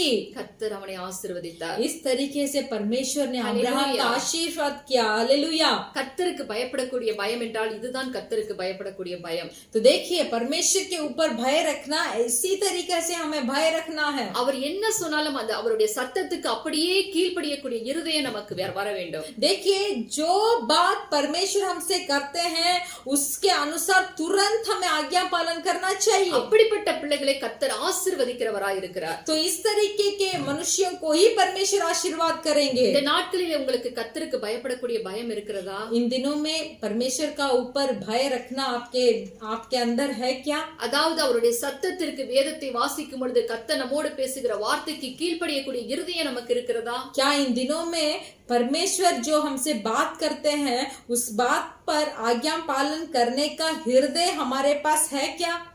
அப்படிப்பட்ட பிள்ளைகளை தான் சொல்றாரு என் வழியை நான் உனக்கு தெரிவிப்பேன் என்று சொல்லுகிறார். तो देखिए जो मनुष्य परमेश्वर का आज्ञा पालन करता है उन्हीं को परमेश्वर बोलते हैं कि मैं मेरा मार्ग को तुझे दिखाऊंगा। அவருடைய ஆத்துமா நன்மையில் தங்கும் என்று சொல்லுகிறார். तभी बोलते हैं कि तू कुशल रहेगा। அவன் சந்ததி பூமியை சுதந்திரித்துக் கொள்ளும் என்று சொல்லுகிறார். तो बोलते हैं कि तेरा वंश इस पृथ्वी पर अधिकार करेगा। என்னுடைய ரகசியத்தை நான் அவனிடத்திலே சொல்லுவேன் என்று சொல்லுகிறார். और भी बोलते हैं कि मेरा भेद को मैं तुझे बताऊंगा। நான் செய்கிற உடன்படிக்கை எல்லாம் அவனுக்கு தெரியப்படுத்துவேன் என்று சொல்லுகிறார். और भी बोलते हैं कि जो वाचा मैं तुझसे करूंगा। இந்த ஆசீர்வாதங்களை சுதந்திரித்துக் கொள்ள வேண்டும் என்றால் अगर इस तरीके के आशीर्वाद को हमें पाना है तो உங்களையும் உங்கள் குடும்பத்தையும் உங்கள் பிள்ளைகளையும் உங்கள் சந்ததிகளையும் கர்த்தர் ஆசீர்வதிக்க வேண்டும் என்றால் अगर आपको आपके बच्चों को आपके परिवार को आपके वंश को परमेश्वर को आशीष करना है तो நீங்க கர்த்தருக்கு கீழ்ப்படுகிறவர்களாய் இருக்க வேண்டும். आप परमेश्वर का आज्ञा पालन करना है। உங்கள் நிமித்தம் உங்க குடும்பத்தை தேவன் ஆசீர்வதிப்பார். तब परमेश्वर आपके निमित्त आपके परिवार को आशीर्वाद करेंगे। உங்கள் நிமித்தம் உங்களுடைய சந்ததிகள் ஆசீர்வதிக்கப்பட்டிருக்கும். आपके निमित्त आपके वंश आशीर्वाद पाएगा। நீதிமானுடைய சந்ததி என்றென்றைக்கும் ஆசீர்வதிக்கப்பட்டிருக்கும் என்று சொன்ன வார்த்தையின்படியாய் கூட धर्मी का वंश सदा काल के लिए आशीर्वाद होगा बोलकर वचन के द्वारा 1000 தலைமுறை மட்டும் உங்களுடைய சந்ததிகள் மேல் கர்த்தருடைய இரக்கம் இருந்து கொண்டே இருக்கும். हजारों वंश तक परमेश्वर का कृपा आपके वंश के ऊपर होता रहेगा। நாம் செய்ய வேண்டியது கர்த்தருக்கு கீழ்ப்படியக்கூடிய இருதயம் நமக்கு வேண்டும். सिर्फ हमें करने के लिए एक ही चीज है, वो है हमारा हृदय परमेश्वर का आज्ञा पालन करना चाहिए। இந்த நாளில உங்களை ஒப்பு கொடுப்பீங்களா? கர்த்தருடைய வார்த்தையின் சத்தத்துக்கு கீழ்ப்படியக்கூடிய இருதயத்தை உங்களுக்குள் வைத்துக்கொள்ள ஒப்பு கொடுப்பீங்களா? क्या आज के दिन इस संदेश को सुनकर अपने आप को समर्पण करेंगे कि परमेश्वर आपके बातों को आज्ञा पालन करने का एक हृदय मेरे अंदर दे दे बोलकर, அப்பொழுது கர்த்தர் கண்டிப்பா உங்களை ஆசீர்வதிப்பார். तब परमेश्वर जरूर आपको आशीर्वाद करेंगे। இரண்டாவதாக ஒரு மனிதனை நாம் பார்க்கலாம். दूसरा और एक मनुष्य के बारे में हम देखेंगे। இரண்டாவது தீமையை விட்டு விலகக்கூடியது கர்த்தருக்கு பயம் என்று சொன்னேன். मैंने पहले बताया था कि दूसरा चीज ये, पहला चीज आज्ञा पालन करना है, दूसरा चीज बुरे कामों से भय रखना है। ஆதியாகமம் புத்தகம் 39வது அதிகாரத்தை எடுத்துக்கொள்வோம். उत्पत्ति का पुस्तक का 39 अध्याय को हम लेंगे। யோசேப்பை குறித்து அங்கு சொல்லப்பட்டிருக்கிறது. वहाँ यूसुफ के बारे में बताया गया है। அவன் செய்த காரியம் என்னவென்று பார்க்கும் பொழுது यूसुफ क्या काम किया? அவன் எகிப்து தேசத்துக்கு அடிமையாய் கொண்டு போகப்படுகிறான். वो मिस्र देश में दास्तव बनकर वहाँ उसको लेके गया। அங்க போத்திபார் என்கிற பார்வோனுடைய அரண்மனை வீட்டில் இருக்கிற அந்த அதிகாரியுடைய வீட்டிலே அவன் அடிமையாக விற்கப்படுகிறான். तो वहाँ पोतीपार के घर पे दास्तव के रूप में भीग दिया गया। ஆனால் கர்த்தர் யோசேப்போடு கூட இருந்தார் என்று அங்கு சொல்லப்பட்டிருக்கிறது. फिर भी यहाँ बोला गया है कि परमेश्वर यहोवा यूसुफ के साथ थे। கர்த்தர் அவனோடு கூட இருந்தபடியினாலே அவன் காரிய சித்தி உள்ளவனாய் இருந்தான் என்று சொல்லப்பட்டிருக்கிறது. तो यहाँ ये भी बताया गया है कि परमेश्वर यहोवा उसके साथ थे, इसीलिए जो काम यूसुफ करता था उस काम में सफल पाता था। அவனுடைய கிரியைகளை பார்க்கிறவர்கள் எல்லாம் அறிந்து கொண்டார்கள் கர்த்தர் இவனோடு கூட இருக்கிறார் என்று. तो देखिए यूसुफ का काम को देखकर सब लोग जान गए कि परमेश्वर इसके साथ है। அவன் அடிமையாகத்தான் கொண்டு போகப்பட்டான். यूसुफ वहां दास्तव में ही लेके गया, ஆனால் அங்கு போத்திபாருடைய வீட்டிலே அவன் தலைவனாக உயர்த்தப்படுகிறான். அதாவது போத்திபாருடைய எல்லா காரியங்களுக்கும் அவன் தலைவனாக உயர்த்தப்படுகிறான். तो फिर भी देखिए यहाँ उस पोतीपार घर में यूसुफ को सब चीज के ऊपर अधिकार दिया गया। தனக்கு உண்டான யாவற்றையும் அவன் அவனுக்கு ஒப்புவித்தான் என்று அங்கு சொல்லப்பட்டிருக்கிறது. पोतीबार का जितने भी अधिकारियों का चीज था वो पूरे अधिकार को यूसुफ के पास पोतीबार ने दे दिया। கர்த்தர் யோசேப்பின் நிமித்தம் போத்திபாரினுடைய குடும்பத்தை வீட்டை ஆசீர்வதித்தார் என்று சொல்லப்பட்டிருக்கிறது. तो ये भी बोला गया है कि यूसुफ के द्वारा परमेश्वर यहोवा ने पोतीबार के घर को आशीर्वाद किया। அது மாத்திரம் வீட்டிலும் மாத்திரமல்ல வெளியில இருக்கிற எல்லாவற்றையும் போத்திபாருக்கு யோசேப்பின் நிமித்தம் கர்த்தர் ஆசீர்வதித்து கொடுத்தாராம். सिर्फ घर के अंदर ही नहीं, घर के बाहर भी यूसुफ के निमित्त पोतीबार को आशीर्वाद परमेश्वर के द्वारा मिला। இவ்வளவு காரியத்தை செய்ய யோசேப்பு என்ன பண்ணினார்? तो ये सब आशीर्वाद को प्राप्त करने के लिए यूसुफ ने क्या किया? யோசேப்பு கிட்ட இருந்த ஒரு நல்ல குணம் அவன் தீமையை வெறுப்பது. கர்த்தருக்கு எது பிடிக்காது, கர்த்தர் எதை வெறுக்கிறாரோ அதை வெறுக்கிறவனாய் காணப்பட்டான். तो यूसुफ के अंदर एक बहुत अच्छा गुण था।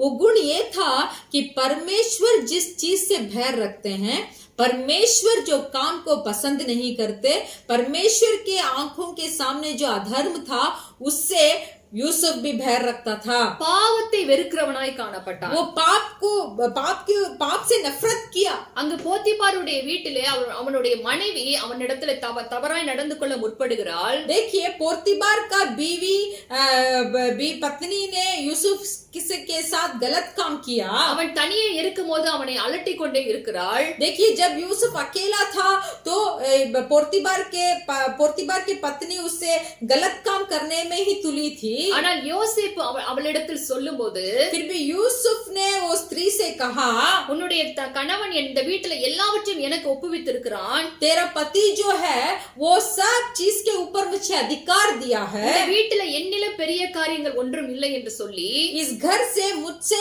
ज्यादा बड़ा कम और कुछ भी नहीं है। நீ அவருடைய மனைவியா இருக்கிறபடியினாலே तू पोतीबार का पत्नी है, इसीलिए உன்னை தவிர வேறொன்றையும் அவர் எனக்கு விலக்கி வைக்கவில்லை என்று சொல்லுகிறான். वो बोलता है कि सिर्फ तेरे अलावा सब चीज के अलावा बोलते हैं कि तुझे ही मुझे नहीं दिया है, फिर भी सब चीज के ऊपर मुझे अधिकार बनाया है। நான் போத்திபாருக்கு உண்மையா இருக்கணும். मैं पोतीबार के लिए मुझे सच्चाई रहना है। என்னை படைத்த தேவாதி தேவனுக்கு விரோதமாய் நான் பாவம் செய்யாதபடிக்கு நான் உண்மை உள்ளவனாய் காணப்பட வேண்டியது அவசியமாய் இருக்கிறது என்று சொல்லுகிறான். और भी ये बोलते हैं कि मैं पोतीबार के नजर के सामने मुझे सच्चाई से रहना है और जो परमेश्वर मुझे रचाया है उनके सामने भी मुझे सच्चा रहना है। தேவனுக்கு விரோதமாய் பாவம் செய்வது எப்படி என்று அவளிடத்திலே சொல்லுகிறான். तो वो पोतीबार के पत्नी से बोलता है मैं परमेश्वर के विरुद्ध में कैसे पाप करूं? இது நிமித்தம் அவள் மீண்டும் அவனை அலட்டும் பொழுது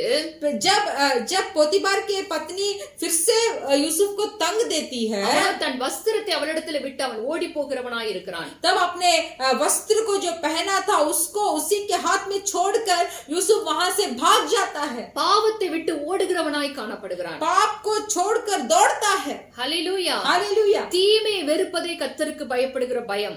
बुराई से जब हम भय रखते हैं वही परमेश्वर का भय मानना है। பாவம் தீமை என்பதை யோசேப்பு அறிந்திருந்தான். पाप बुरा है बोलकर यूसुफ को मालूम था। அவன் அதை விட்டு ஓடுகிறவனாய் காணப்படுகிறான். वो पाप को छोड़कर यूसुफ दौड़ता है। இது நிமித்தம் கர்த்தர் யோசேப்பை உயர்த்த ஆரம்பிக்கிறார். तो इसके निमित्त परमेश्वर यूसुफ को बढ़ाई देते हैं, அவனை ஆசீர்வதிக்க ஆரம்பிக்கிறார். यूसुफ को आशीर्वाद करना शुरू करते हैं। அவன் எங்கெல்லாம் போனானோ அங்க இருக்கிற ஜனங்க அவன் நிமித்தம் ஆசீர்வாதத்தை பெற்றுக் கொண்டார்கள். जहाँ जहाँ यूसुफ गया वहाँ सारे लोग यूसुफ के निमित्त आशीर्वाद पाए। அவனை திரும்ப சிறைச்சாலையிலே கொண்டு போய் போடும் பொழுது जब यूसुफ को लेकर जाकर थाने पे डाला गया, அங்கு சிறைச்சாலை அதிகாரியுடைய கண்களில் அவனுக்கு தயவு கிடைக்கிறது. वहाँ वो थाने का अधिकारी जो थे उसके आंखों में यूसुफ को दया मिला, அதன் பிறகு பார்வோனுடைய அரண்மனைக்கு ஒரு காரியத்து நிமித்தம் கொண்டு போகப்படுகிறான். तो देखिए कुछ कार्य करने के लिए जब यूसुफ को फिरौन के राज्य पे लेके गया, பார்வோன் கண்ட சொப்பனத்திற்கு யாருமே அர்த்தம் சொல்ல முடியாத சூழ்நிலையில देखिए फिरौन राजा जो सपना देखा था उसका मतलब कोई नहीं बता पाया. யோசேப்பு சரியான விளக்கத்தை சொன்ன பொழுது जब यूसुफ ने वो स्वप्न का अच्छा अर्थ दिया, அங்கு பார்வோன் நிமித்தம் அங்கு யோசேப்பு உயர்த்தப்படுகிறான். तो फिरौन के निमित्त यूसुफ का बढ़ाई हुआ. நீ என் அரண்மனைக்கு அதிகாரியா இருப்பாய் என்று தேவன் சொல்ல ஆரம்பிக்கிறார். तो देखिए फिरौन से फिर 39வது வசனம். 41ல 39 வாசிக்கலாம். तो देखिए हम पढ़ेंगे उत्पत्ति का पुस्तक 41 अध्याय का 39 उसका 39 वचन हम पढ़ेंगे. फिर फिरौन ने यूसुफ से कहा, परमेश्वर ने जो तुझे इतना ज्ञान दिया है कि तेरे तुल्य कोई समझदार और बुद्धिमान नहीं, इस कारण तू मेरे घर का अधिकारी होगा और तेरी आज्ञा के अनुसार मेरी सारी प्रजा चलेगी. केवल राजगद्दी के विषय में मैं तुझसे बड़ा ठहरूंगा. 41 वासिக்கலாம். उसका 41 वचन. फिर फिरौन ने यूसुफ से कहा, सुन मैं तुझको मिस्र के सारे देश के ऊपर अधिकारी ठहरा देता हूँ. हालेलुया. हालेलुया. எகிப்து தேசம் முழுமைக்கு உன்னை அதிகாரியாக்கினேன் என்று அங்கு பார்வோன் சொல்லுகிறான். तो देखिए यहाँ फिरौन ने यूसुफ से कहा कि मैं तुझको मिस्र के सारे देश के ऊपर अधिकारी ठहरा देता हूँ. தேவன் எனக்கு வெளிப்படுத்தின காரியத்துடைய அர்த்தத்தை நீ சொன்னபடியினாலே फिरौन ऐसे बोलते हैं कि परमेश्वर ने जो मुझे दिखाया और उस स्वप्न का अर्थ को तू बता दिया, உன்னை போல விவேகமும் ஞானமுள்ள வேறு ஒருவன் இல்லை என்று சொல்லி और बोलते हैं कि तेरे तुल्य कोई समझदार और बुद्धिमान नहीं. இந்த எகிப்து தேசத்துல और इस मिस्र देश में சிங்காசனத்துல மாத்திரம் நான் உன்னிலும் பெரியவனா இருப்பேன். बोलते हैं कि सिर्फ केवल राजगद्दी के विषय में मैं तुझसे बड़ा ठहरूंगा. மற்ற எல்லா காரியத்திலும் உன்னுடைய அதாவது உன்னுடைய சொல் இல்லாமல் கையையோ காலையோ யாரும் அசைக்க கூடாது. அந்த அளவுக்கு ஒரு அதிகாரத்தை பார்வோன் அவனுக்கு கொடுக்கிறார். और भी एक अधिकार को दिया कि सिर्फ तेरे वचन से कोई अपने पैर और अपने हाथ को हिलाए. ஹல்லேலூயா. हालेलुया. என்ன நடந்தது? क्या हुआ? அவன் தீமையை வெறுக்கிறவனாய் பாவத்தை விட்டு ஓடுகிறவனாய் கர்த்தருக்கு பயப்படுகிறவனாய் காணப்படுகிறான். तो देखिए यूसुफ बुराई से भय रखा, पाप को छोड़कर दूर भागा. கர்த்தருடைய வெளிப்பாடுகளை பெற்றுக்கொண்டு சொல்லக்கூடிய அளவுக்கு தேவனுடைய ஞானம் விவேகம் தேவ ஆவியானவர் அவனுக்குள் இருக்கிறார். देखिए परमेश्वर का दिया हुआ दर्शन के बारे में अर्थ बताने का उतना बड़ा ज्ञान को परमेश्वर यूसुफ को दिया. உங்களுக்கு கர்த்தருக்கு பயப்படக்கூடிய பயம் இருக்கிறதா? क्या आपके अंदर परमेश्वर का भय है? பாவத்தை வெறுக்கிறவர்களாய் காணப்படுகிறீர்களா? क्या पाप को छोड़कर दूर भागते हैं? தேவனுக்கு இது பிரியமில்லாத காரியம், தேவன் இது அருவருக்கக்கூடிய காரியம் என்று உங்களால வகை பிரித்து பார்க்க தெரிகிறதா? क्या आपके अंदर ये समझ है कि ये कार्य परमेश्वर को पसंद नहीं है, ये कार्य परमेश्वर नहीं चाहते हैं? बुरा धर्म और अधर्म के बीच का फर्क आप समझ सकते हैं? அப்படி இருப்பீர்களேயானால் अगर आप ऐसे रहेंगे तो கர்த்தர் கண்டிப்பாய் உங்களையும் யோசேப்பை போல உயர்த்துவார். तब परमेश्वर आपको भी यूसुफ के तरह बढ़ाएंगे. கர்த்தரை உயர்த்தின யோசேப்பை உயர்த்தின கர்த்தர் இன்றும் மாறாதவராய் இருக்கிறார். देखिए उस दिन में जो परमेश्वर यूसुफ को बढ़ाया, आशीर्वाद किया, वो परमेश्वर अभी भी नहीं बदला. ஹல்லேலூயா. हालेलुया. கர்த்தர் நல்லவர். परमेश्वर भला है. அவர் விரும்புகிற காரியம் அவருக்கு கீழ்ப்படிய வேண்டும் என்றும் परमेश्वर सिर्फ एक चाहते हैं कि हम परमेश्वर का आज्ञा पालन करना चाहिए. அவர் வெறுக்கிற காரியத்தை வெறுக்கவும் வேண்டும் என்று தேவன் விரும்புகிறார். और परमेश्वर ये चाहते हैं कि जो चीज को परमेश्वर नफरत करते हैं वो चीज को हमें भी नफरत करना है. நம்முடைய வாழ்க்கையிலும் அப்படிப்பட்ட காரியங்கள் காணப்படும் பொழுது अगर ये सब चीज हमारे जीवन में दिखाई देगा, தேவன் நம்முடைய வாழ்க்கையிலே அவர் கிரியை செய்ய ஆரம்பிப்பார். तब परमेश्वर हमारे जीवन में काम करना शुरू हो जाएंगे. நம்முடைய ஆசீர்வாதத்தை இந்த உலகம் காணும்படியாய் கூட தேவன் செய்வார். हमारे आशीर्वाद को ये संसार देखेगी, उस वैसे करेंगे. மூன்றாவதாக ஒரு காரியத்தை நாம் பார்க்கலாம். तीसरा एक कार्य के बारे में हम देखेंगे. அப்போஸ்தலர் நடவடிக்கைகள் 9வது அதிகாரத்துல प्रेरितों के पुस्तक का 9वां अध्याय, 9வது அதிகாரத்தை எடுத்துக்கலாம். प्रेरितों का पुस्तक का 9वां अध्याय को हम लेंगे. 39வது அதிகாரம் 31வது வசனம். प्रेरितों का पुस्तक का 9वां अध्याय का 31 वचन को हम पढ़ेंगे. इस प्रकार सारे यहूदिया और गलील और समारियों में कलीसिया को चैन मिला और उसकी उन्नति होती गई और वह प्रभु के भय और पवित्र आत्मा की शांति में चलती और बढ़ती गई। அங்கு யூதேயா கலிலியா சமாரியா நாடுகளில் எங்கிலும் இருந்த சபைகள் देखिए यहाँ यहूदिया गलीली और समारिया में जितने भी कलीसिया थे சமாதானம் பெற்று उनको चैन मिला பக்தி விருத்தி அடைந்து और वो बहुत भक्त और उन्नति होती गई। கர்த்தருக்கு பயப்படுகிற பயத்திலே அங்கு வளர்ந்து பெருகினார்கள் என்று சொல்லப்பட்டிருக்கிறது। और देखिए वहाँ प्रभु के भय और पवित्र आत्मा के शांति पे चलती और बढ़ती गई। ஆதி திருச்சபையினர் கர்த்தருக்கு பயப்படக்கூடிய பயத்திலே அவர்கள் நடந்து பெருகினார்கள் என்று சொல்லப்பட்டிருக்கிறது। तो यहाँ बोला गया है पहले दिनों में जो कलीसिया के लोगों थे वो परमेश्वर के भय मानते गए और उन्नति होते गए। அது அப்ப பயப்படுகிறது என்றால் ஏற்கனவே சொல்லிட்டு கீழ்ப்படிதல் அவர்களுக்குள் அதிகமாய் காணப்பட்டது। देखिए प्रभु के ऊपर भय मानना मैंने पहले ही आपसे बोली थी कि परमेश्वर का आज्ञा पालन करना। என்ன கீழ்ப்படிந்தார்கள் என்றால் ये लोग क्या आज्ञा पालन किए? அப்போஸ்தலர் 1:8 சொன்னது போல प्रेरितों का 1:8 वचन में जैसे बोला गया है, நீங்கள் எனக்கு சாட்சிகளாய் உலகமெங்கிலும் இருக்க வேண்டும் என்கிற காரியத்திற்கு கீழ்ப்படிந்தார்கள்।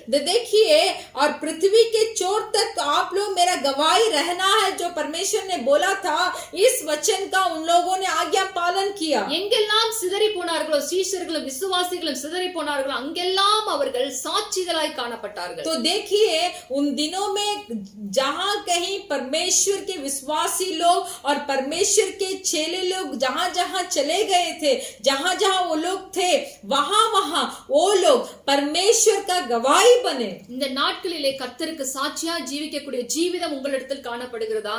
क्या आज के दिन परमेश्वर का गवाही बनकर आप जी रहे हैं? அப்படி இருந்தால் நீங்க கர்த்தருக்கு பயப்படுகிறீர்கள் என்று அர்த்தம்। तो अगर आप परमेश्वर का गवाही है तो इसका मतलब है कि आप परमेश्वर के ऊपर भय मानते हैं। உங்களுடைய சாட்சியை உலகமெங்கிலும் தேவன் வந்து வெளிக்காட்டுவார்।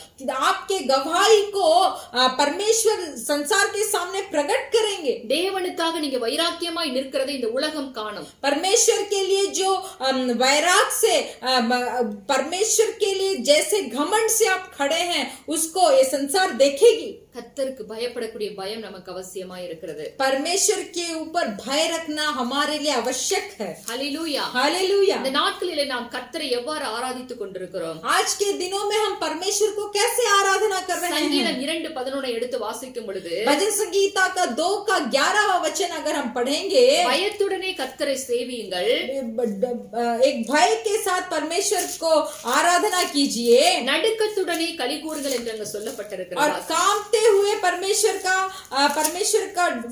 को ढूंढिए। हम वो वचन को पढ़ेंगे 2:11 भजन संगीता का 2:11 डरते हुए यहोवा की उपासना करो और कांपते हुए मगन हो।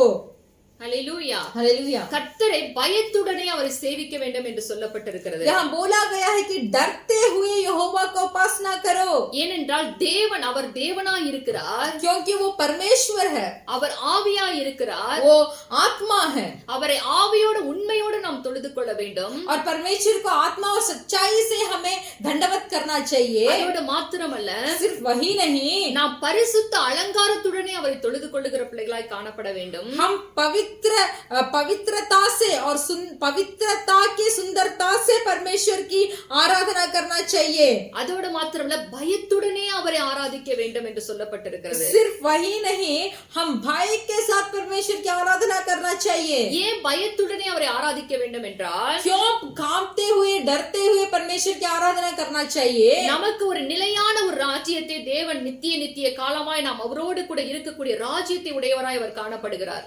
क्योंकि परमेश्वर यहोवा के साथ हम युगान युग वास करने के लिए एक स्थान को परमेश्वर ने हमारे लिए तैयार करके रखे हैं।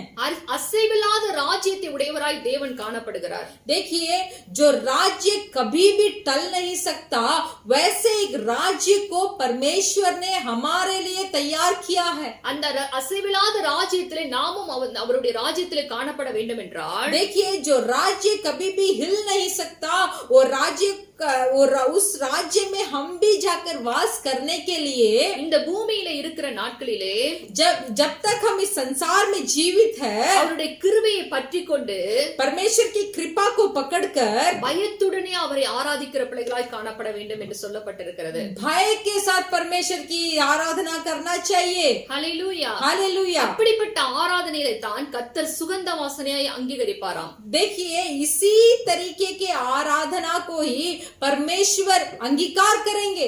ஏசாயா 11:3 எடுத்து வாசிக்கும் பொழுது ईसाया का पुस्तक का 11 का 3 वचन को अगर हम पढ़ेंगे, ईसाया का पुस्तक 11 का 3 वचन हम पढ़ेंगे और उसको यहोवा का भय सुगंध सा भाएगा. ஹல்லேலூயா. हालेलुया. கர்த்தருக்கு பயப்படுதல் அவருக்கு சுகந்த வாசனையா இருக்கும் என்று சொல்லப்பட்டிருக்கிறது. यहाँ बोला गया है कि जो यहोवा का भय सुगंध सा भाएगा. தேவனுக்கு பயப்படக்கூடிய பயம் என்றால் அது சுகந்த வாசனையாய் தேவன் முகர்ந்து நோக்கக்கூடிய காரியமாய் இருக்கிறது. देखिए परमेश्वर के ऊपर जब हम भय रखते हैं तो उसको परमेश्वर सुगंध सा स्वीकार करते हैं. முதலாவது சொன்னேன் அவருடைய சத்தத்துக்கு கீழ்ப்படிய வேண்டும். पहले हमने बताया कि वो परमेश्वर का आवाज को हमें आज्ञा पालन करना चाहिए. இரண்டாவதாக பாவத்தை விட்டு விலக வேண்டும், அதாவது தீமையை வெறுக்க வேண்டும். दूसरा हमने बोला कि बुराई से भय रखना है. மூன்றாவதாக சொன்னேன் சாட்சியாய் நம்ம வாழ வேண்டும். तीसरा हमने बोला कि हमें गवाही बनकर जीना चाहिए. நான்காவதாக चौथा அவருக்கு பயத்துடனே அவரை ஆராதிக்கிற பிள்ளைகளாய் காணப்பட வேண்டும். भय के साथ हम परमेश्वर की आराधना करना चाहिए. இப்படிப்பட்ட பிள்ளைகளுக்கு தான் தம்முடைய வழியை அவர் தெரியப்படுத்துவாராம். तो इस तरीके के जो मनुष्य जीते हैं उन्हीं को परमेश्वर अपना मार्ग दिखाएंगे. அதோட மாத்திரமல்ல அந்த ஆத்துமாவை நன்மையினால நிரப்புவாராம். सिर्फ वही नहीं, आप उस आत्मा को कुशल से भरेंगे. ஹல்லேலூயா. हालेलुया. தம்முடைய உடன்படிக்கையை தெரியப்படுத்தி தம்முடைய ரகசியத்தை தெரியப்படுத்துகிறவராய் காணப்படுவார். अपने वाचा को उसे बताएंगे और गुप्त चीजों को या तो भेद बातों को उसी मनुष्य से प्रकट करेंगे. ஏற்கனவே நான் சொன்னது போல உங்க சந்ததி சந்ததியாய் தேவன் ஆசீர்வதிக்கிறவராய் காணப்படுவார். मैंने पहले भी बोली हूँ कि आपके वंश को परमेश्वर आशीर्वाद करेंगे. ஹல்லேலூயா. हालेलुया. நாம் கர்த்தருக்கு பயப்பட வேண்டும் என்று தேவன் விரும்புகிறார். परमेश्वर चाहते हैं कि हम परमेश्वर के यहोवा के ऊपर भय रखें. அதே தேவன் சொல்லுகிறார் நாம் சில காரியங்களுக்கு பயப்படக்கூடாது என்று தேவன் சொல்லுகிறார். वही परमेश्वर बताते हैं कि कुछ चीजों के लिए हमें भय नहीं मानना चाहिए. நீங்கள் யாக்கோப்பு 4வது அதிகாரத்தை எடுத்துக்கொள்ளுங்க. आप याकूब का पुस्तक का 4 अध्याय को निकाल दीजिए. 7வது வசனத்தை வாசிக்கலாம். उसका 7वां वचन को हम पढ़ेंगे. याकूब 4 अध्याय का 7वां वचन. इसीलिए परमेश्वर के अधीन हो जाओ और शैतान का सामना करो तो वह तुम्हारे पास से भाग निकलेगा. ஹல்லேலூயா. हालेलुया. தேவனுக்கு நீங்க கீழ்ப்படிந்திருந்தீங்கன்னா अगर आप परमेश्वर का अधीन होंगे, பிசாசுக்கு எதிர்த்து நில்லுங்கள். अगर आप परमेश्वर के अधीन हो जाएंगे तो शैतान का सामना भी करेंगे. அவன் அப்போது உங்களை விட்டு ஓடி போவான் என்று சொல்லுகிறார். तो वह तुम्हारे पास से भाग निकलेगा. நான் ஏற்கனவே சொன்னது போல பிசாசின் கிரியைகளை பார்த்து நாம பயப்படக்கூடாது. मैंने पहले ही बोला था कि शैतान का कुछ काम को देखकर हमें डरना नहीं चाहिए. அவனை நாம் எதிர்த்து நிற்கிற பிள்ளைகளாய் காணப்பட வேண்டும். शैतान का सामना करना चाहिए. அப்பொழுதுதான் அவன் நம்ம பார்த்து பயந்து ஓடி போவான். तभी शैतान हमें देखकर डरकर भागेगा. யார் பிசாசை எதிர்த்து நிற்பார்கள்? कौन शैतान का सामना करेगा? கர்த்தருக்கு கீழ்ப்படுகிற பிள்ளைகள் தான். जो मनुष्य परमेश्वर का आज्ञा पालन करते हैं वही मनुष्य. அதைத்தான் தேவன் சொல்லிவிட்டு அடுத்ததாக அதை சொல்லுகிறார். इसीलिए परमेश्वर ने बताए हैं, தேவனுக்கு கீழ்ப்படிந்திருங்கள், பிசாசுக்கு எதிர்த்து நில்லுங்கள். इसीलिए परमेश्वर ने बताए हैं कि परमेश्वर के अधीन हो जाओ, शैतान का सामना करो, அப்பொழுது பிசாசு உங்களை விட்டு ஓடி போவான் என்று तो சொல்லுகிறார். वह तुम्हारे पास से भाग निकलेगा. இந்த உலகத்துல பிசாசு கொண்டு வருகிற காரியங்களை எல்லாம் பார்த்து அந்தகாரத்தின் கிரியைகளை பார்த்து நாம் பயப்படக்கூடாது. देखिए इन दिनों में शैतान जो भी अंधकार चीजों से क्रिया करता है, काम करता है, उस चीजों को देखकर हमें डरना नहीं है. கர்த்தர் அவருக்கு பயப்படுகிற பிள்ளைகளை அவருடைய செட்டையின் நிழலிலே வைத்து மறைத்துக் கொள்ளுவார். देखिए जो कोई परमेश्वर के ऊपर भय मानते हैं उन लोगों को परमेश्वर अपने आड़ में छिपा कर रक्षा करेंगे. அவருடைய கிரியைகள் நம்மை சேதப்படுத்தாதபடிக்கு, தீமை நம்மை சேதப்படுத்தாதபடிக்கு தேவன் நம்மை பாதுகாப்பார். देखिए शैतान का कोई क्रिया हमारे ऊपर नष्ट ना ले आए, परमेश्वर इस तरीके से अपने पंखों तले हमें रक्षा करेंगे. நாம் தேவனுக்கு கீழ்ப்படுகிறவர்களாய் தீமையை வெறுக்கிறவர்களா இருந்தா தேவன் பாதுகாக்கவும் செய்வார். देखिए, अगर हम परमेश्वर का भय मानेंगे, अगर हम पूरे चीजों से भय रखेंगे, तो परमेश्वर हमें रक्षा भी करेंगे। விசுவாசிக்கிறீங்களா? क्या विश्वास करते हैं? கர்த்தர் உங்களை பாதுகாக்கவும் செய்வார். परमेश्वर आपका रक्षा करेंगे। எவனை விழுங்கலாமோ என்று வகை தேடி சுற்றி கொண்டிருக்கிற பிசாசுடைய கிரியைகளுக்கு தேவன் உங்களை விலக்கி மறைத்து பாதுகாப்பார். देखिए, शैतान ऐसे गरजते हुए सिंह की तरह किसके ऊपर अपने काम को प्रकट करना है बोलकर ऐसे घूम रहा है, तो वो शैतान से भी परमेश्वर आपको बचाएंगे। ஹல்லேலூயா. हालेलुया। இரண்டாவதாக ஒரு காரியத்தை சொல்லுகிறார். दूसरा एक काम को बताते हैं, மனுஷனுக்கு பயப்படக்கூடாது என்று சொல்லுகிறார். मनुष्य से मत डरिए। நீதிமொழிகள் 29வது அதிகாரத்துல देखिए, नीति वचन का 29 का वचन, 29 का अध्याय 25 उसका 25वां वचन बताता है।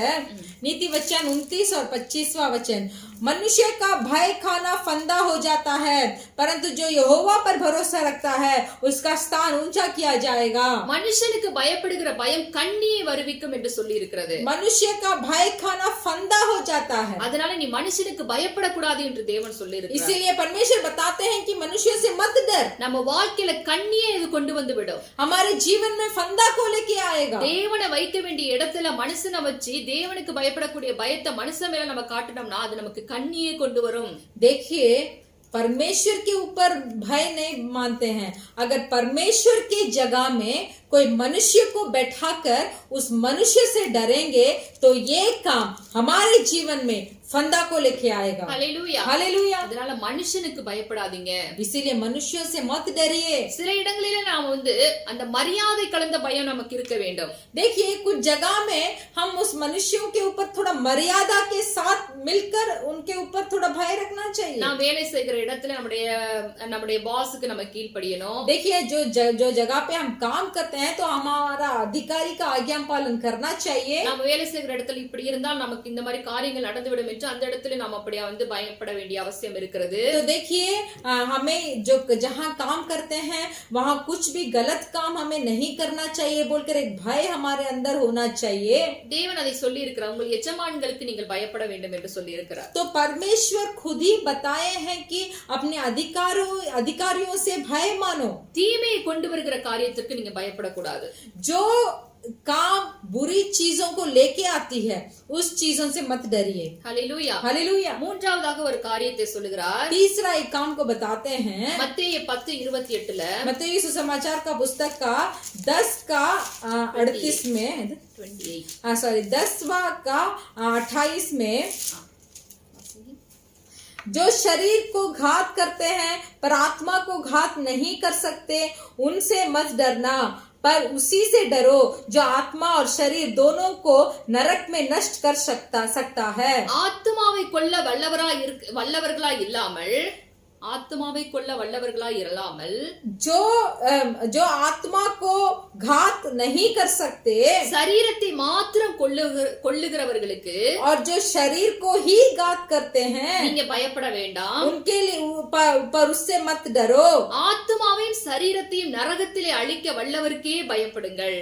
देखिए, मैं वचन को फिर से पढ़ती हूँ, जो शरीर को घात करते हैं पर आत्मा को घात नहीं कर सकते, उनसे मत डरना, पर उसी से डरो जो आत्मा और शरीर दोनों को नरक में नष्ट कर सकता है। हालेलुया। हालेलुया। சொன்னதா மனுஷனுக்கு பயப்படாதீங்க. मैं वही बोलती हूँ, मनुष्य से मत डरो। நம்முடைய ஆத்மாவையும் சரீரத்தையும் சேர்த்து கொள்ள வல்லவராய் இருக்கிற கர்த்தருக்கு மாத்திரம் பயப்படுங்கள் என்று ஆண்டவர் சொல்லுகிறார். जो आत्मा और शरीर दोनों को नरक में नष्ट कर सकता है, उसी से डरो। இந்த நாட்களிலே நாம் கர்த்தருக்கு பயப்படக்கூடிய பயத்தோடு இருக்கும் பொழுது, इन दिनों में अगर हम परमेश्वर के ऊपर भय मानकर जिएंगे, நாம் நம்மை அறியாமலே நமக்குள் மறுரூபமாகிக் கொண்டே இருப்போம். तो देखिए, हम भी मालूम नहीं कर पाएंगे, हमारे अंदर एक बदलाव होते रहेगा।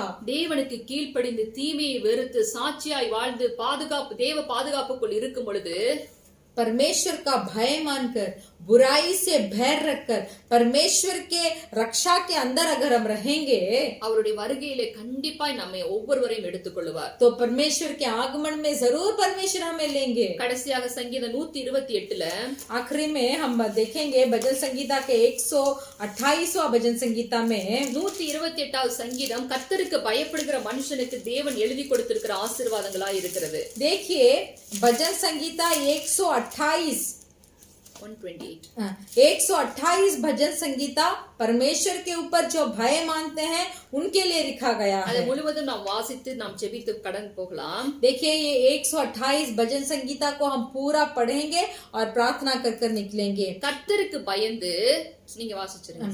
क्या ही धन्य है हर एक जो यहोवा का भय मानता है और उसके मार्ग पर चलता है. तू अपनी कमाई को निश्चय खाने पाएगा. तू धन्य होगा और तेरा भला ही होगा. तेरे घर के भीतर तेरी स्त्री फलवंत दाखलता सी होगी. तेरी मेज के चारों ओर से बालक जलपाई के पौधे से होंगे. सुन, जो पुरुष यहोवा का भय मानता है वह ऐसे ही आशीष पाएगा. यहोवा तुझे सियोन से आशीष देवे और तू जीवन भर यरूशलेम का कुशल देखता रहे. वरन तू अपने नाती पोतों को भी देखने पाए. इज़राइल को शांति मिले. ஹல்லேலூயா. हालेलुया. கர்த்தருக்கு பயப்படுகிற மனுஷன் அவன் பாக்கியவான் என்று சொல்லப்பட்டிருக்கிறது. यहाँ बोला गया है कि जो परमेश्वर का भय मानेगा वो भाग्यवान है அவன் தன் கையின் பிரயாசத்தை எல்லாம் சாப்பிடுவானா. और वो अपने हाथों की कमाई को निश्चय खाने पाएगा. நீங்க கர்த்தருக்கு பயப்படுகிற மனுஷனா இருந்தால் अगर आप परमेश्वर के ऊपर भय मानेंगे உங்களுடைய வருமானத்தை தேவன் ஆசீர்வதித்து கொடுப்பார். तो आपका कमाई को परमेश्वर आशीर्वाद करेंगे. கொஞ்சம் சம்பளம் தான் வாங்குவீங்க, सिर्फ तनख्वाह थोड़ा ही होगा, அது தேவன் நிறைவாய் ஆசீர்வதித்து கொடுப்பார். फिर भी उसको परमेश्वर परिपूर्ण आशीर्वाद करेंगे. நீங்க நேர்மையாய் நடக்கும் பொழுது, अगर आप सच्चाई से चलेंगे, நீங்க கர்த்தருக்கு பயந்து நடக்கும் பொழுது, अगर आप परमेश्वर का भय मानेंगे, வேலை செய்கிற இடத்திலே உண்மையாய் இருக்கும் பொழுது, अगर आपके काम के जगह में ईमानदार से रहेंगे உங்களுடைய கொஞ்ச வருமானத்தை தேவன் ஆசீர்வதித்து கொடுப்பார். तो आपका थोड़ा सा कमाई को परमेश्वर बहुतायत करेंगे. அதுல மீதியும் எடுக்க வைப்பார். देखिए उससे बाकी भी निकाल कर रखने के लिए मदद करेंगे. அதோடு மாத்திரமல்ல, सिर्फ वही नहीं, உங்க மனைவி வீட்டோரங்களிலே கனி தரும் திராட்சை கொடியை போல இருப்பாளாம். आपके घर की स्त्री जो है वो फलवंत दाखलता से होगी உங்கள் பிள்ளைகள் எல்லாம் ஒலிவ மரக்கன்றுகளை போல இருப்பாங்களாம். और आपके बालक सब जलपाई के पौधे से जे होंगे. இவ்விதமாய் கர்த்தருக்கு பயப்படுகிற மனுஷன் ஆசீர்வதிக்கப்பட்டிருப்பான் என்று தேவன் எழுதி வைத்திருக்கிறார். तो परमेश्वर यहाँ लिख कर रखे हैं कि जो कोई मनुष्य परमेश्वर का भय मानता है उसको वो ये आशीर्वादों को प्राप्त करेगा.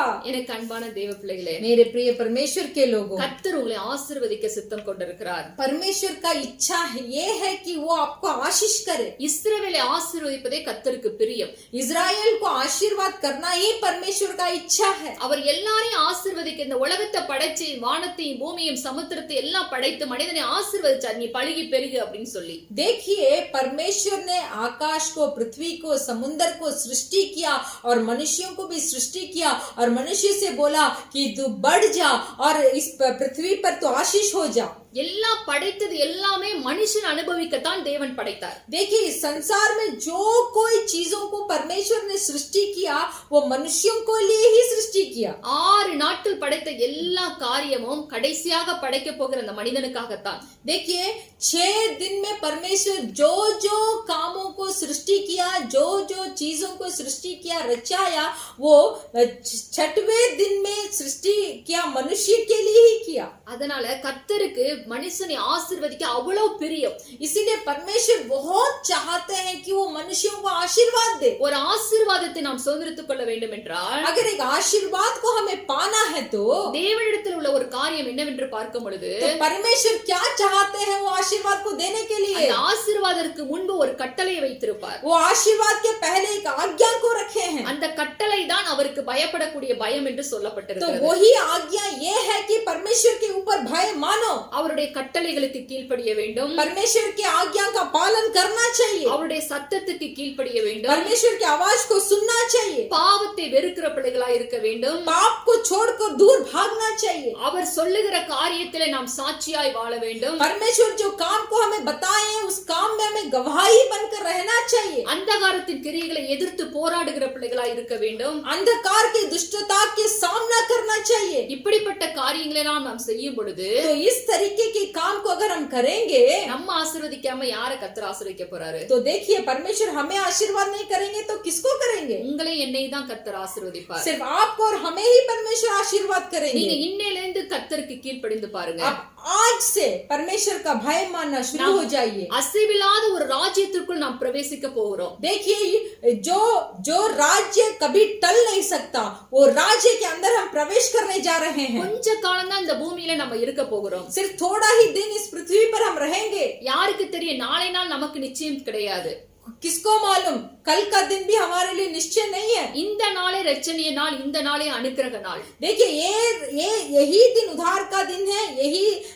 यही रचनीय नाम ரட்சணிய நாள் अनुग्रह का यही दिन उद्धार का दिन है और यही दिन अनुग्रह का दिन है। அதனால இன்றையே நமக்குள்ளே கர்த்தருக்கு பயப்படக்கூடிய பயம் இருக்க வேண்டும். इसीलिए आज से परमेश्वर के ऊपर जो भय को हमें रखना है वो हमारे अंदर हो जाना चाहिए। கர்த்தருடைய கட்டளைகளுக்கு கீழ்ப்படிந்து परमेश्वर का आज्ञा को पालन करके என்னுடைய சத்தத்தை நீ கவனமாய் கேட்பாயானால் अगर मेरी आवाज को ध्यान से सुनेगा இந்த तो பூமியில் உள்ள சகல ஜாதிகளை நான் உன்னை மேன்மையாக வைப்பேன் என்று ஆண்டவர் சொல்லுகிறார். तो परमेश्वर बताते हैं पृथ्वी पे जितने भी जाति है उनमें से तुझे मैं ऊपर बढ़ाई करूंगा। ஹல்லேலூயா. हालेलुया। இப்படிப்பட்ட ஆசீர்வாதத்தை சுதந்திரித்துக் கொள்கிற பிள்ளைகளாய் இருங்க. तो इस तरीके के आशीर्वाद को पा लीजिए। கர்த்தரை பயத்தோடும் நடுக்கத்தோடும் அவரை ஆராதிக்கிற பிள்ளைகளாய் காணப்படுவோம். परमेश्वर को भय के साथ कामते हुए आराधना करना है, उपासना करना है। ஒவ்வொரு நாளும் தேவனுக்கு செலுத்த வேண்டிய காரியத்திலே நாம் முக்கியத்துவம் கொடுக்கிற பிள்ளைகளாய் இருப்போம். प्रतिदिन परमेश्वर को ही प्रधान और प्रथम स्थान देंगे। அவருடைய வருகையை ஒவ்வொரு நாளும் எதிர்பார்த்து காத்திருக்கிற பிள்ளைகளாய் காணப்படுவோம். परमेश्वर के आगमन को प्रतिदिन हमें इंतजार कर हमें चाहना चाहिए। இந்த பூமியில நம்ம இப்பொழுதும் வைத்திருக்கிறார், ஒரு மீந்திருக்கிற கூட்டத்திலே நம்ம வச்சிருக்கிறாருன்னா देखिए इस पृथ्वी पर अभी भी हमें जीवन देकर हमें रखे हैं तो ஏன்னா இப்ப இந்த கொள்ளை நோய் நிமித்தம் அநேகர் மரணத்திற்குள்ளாக கடந்து போனார்கள், அநேகர் மரித்து போனார்கள். देखिए इस महामारी के द्वारा बहुत लोग मर चुके हैं। உங்களையும் என்னையும் தேவன் இன்றும் இந்த நாள் எனப்படும் இந்த நிமிஷம் வரை ஜீவனோட வைத்திருக்கிறார் என்றால் देखिए आपको और मुझे इस पल तक जीवन देकर रखे हैं तो நம்மை கொண்டு அவர் செய்ய வேண்டிய காரியத்தை செய்ய வேண்டும். அதற்காகத்தான் ஒரு சான்சஸ் கொடுத்து வைத்திருக்கிறார். तो देखिए हमारे द्वारा परमेश्वर को इस पृथ्वी पर करने का लिए बहुत काम है। इसीलिए दोबारा एक मौका देकर हमें इस पृथ्वी पर अभी भी इस पल तक हमें जीवन रखे हैं। இன்னும் அவர் விரும்புகிற இடத்துல நாம் காணப்பட வேண்டும். அதற்காகவும் ஒரு சான்சஸ் கொடுத்திருக்கிறார். तो और भी देखिए परमेश्वर का एक जगह है जो परमेश्वर बहुत चाहते हैं, उस जगह पे हमें रखने के लिए भी परमेश्वर आशा करते हैं। அதை புரிந்து கொண்டோமே என்றால் अगर ये सब काम को हम समझ गए तो பூமியிலே தேவன் செய்ய போகிற பலத்த காரியத்திற்கு परमेश्वर जो इस पृथ्वी पर बड़े काम करने वाले हैं நம்மைத்தான் அவர் முன்னிறுத்தி அந்த காரியத்தை செய்யும்படியாய் கூட செய்வார். तो देखिए हमें ही लेकर उस बड़े काम को परमेश्वर इस पृथ्वी पर करेंगे। இந்த வார்த்தைகள் எல்லாம் திரும்ப நீங்க உட்கார்ந்து தியானித்து பாருங்க. इस जो संदेश आज आपने सुना है इस संदेश को फिर से बैठकर आप सुनिए। ஆபிரகாமுடைய வாழ்க்கையில நான் சொன்ன சம்பவத்தை திரும்ப வாசித்து பாருங்க. अब्राहम के जीवन में जो संभव है उसको दोबारा पढ़कर देखिए। யோசேப்புடைய வாழ்க்கையில நடந்த சம்பவத்தை வாசித்து பாருங்க. यूसुफ के जीवन में जो संभव हुआ उसको फिर से पढ़कर देखिए। அந்த இடத்துல உங்க பேரை போட்டு படிங்க.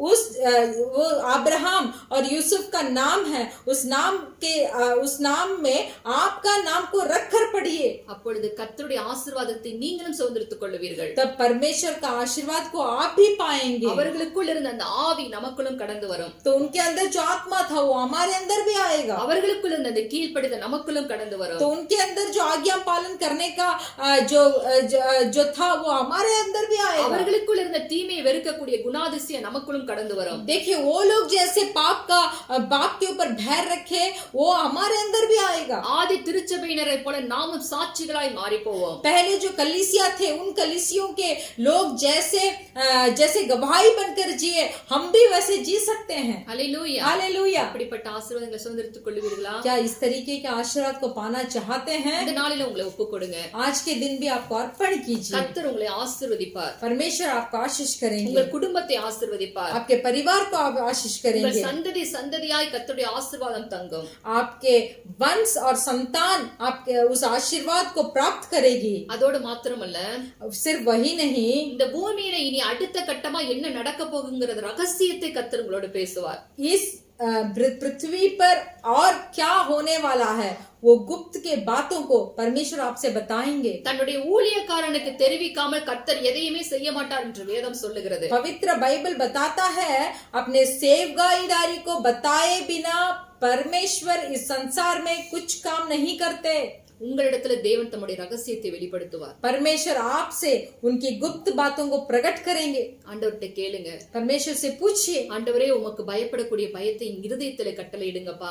आप ऐसे पूछिए कि परमेश्वर आपके ऊपर जो भय रखना है वो मेरे हृदय में दे. உமக்கு கீழ்ப்படியக்கூடிய இருதயத்தை எனக்கு தாங்க.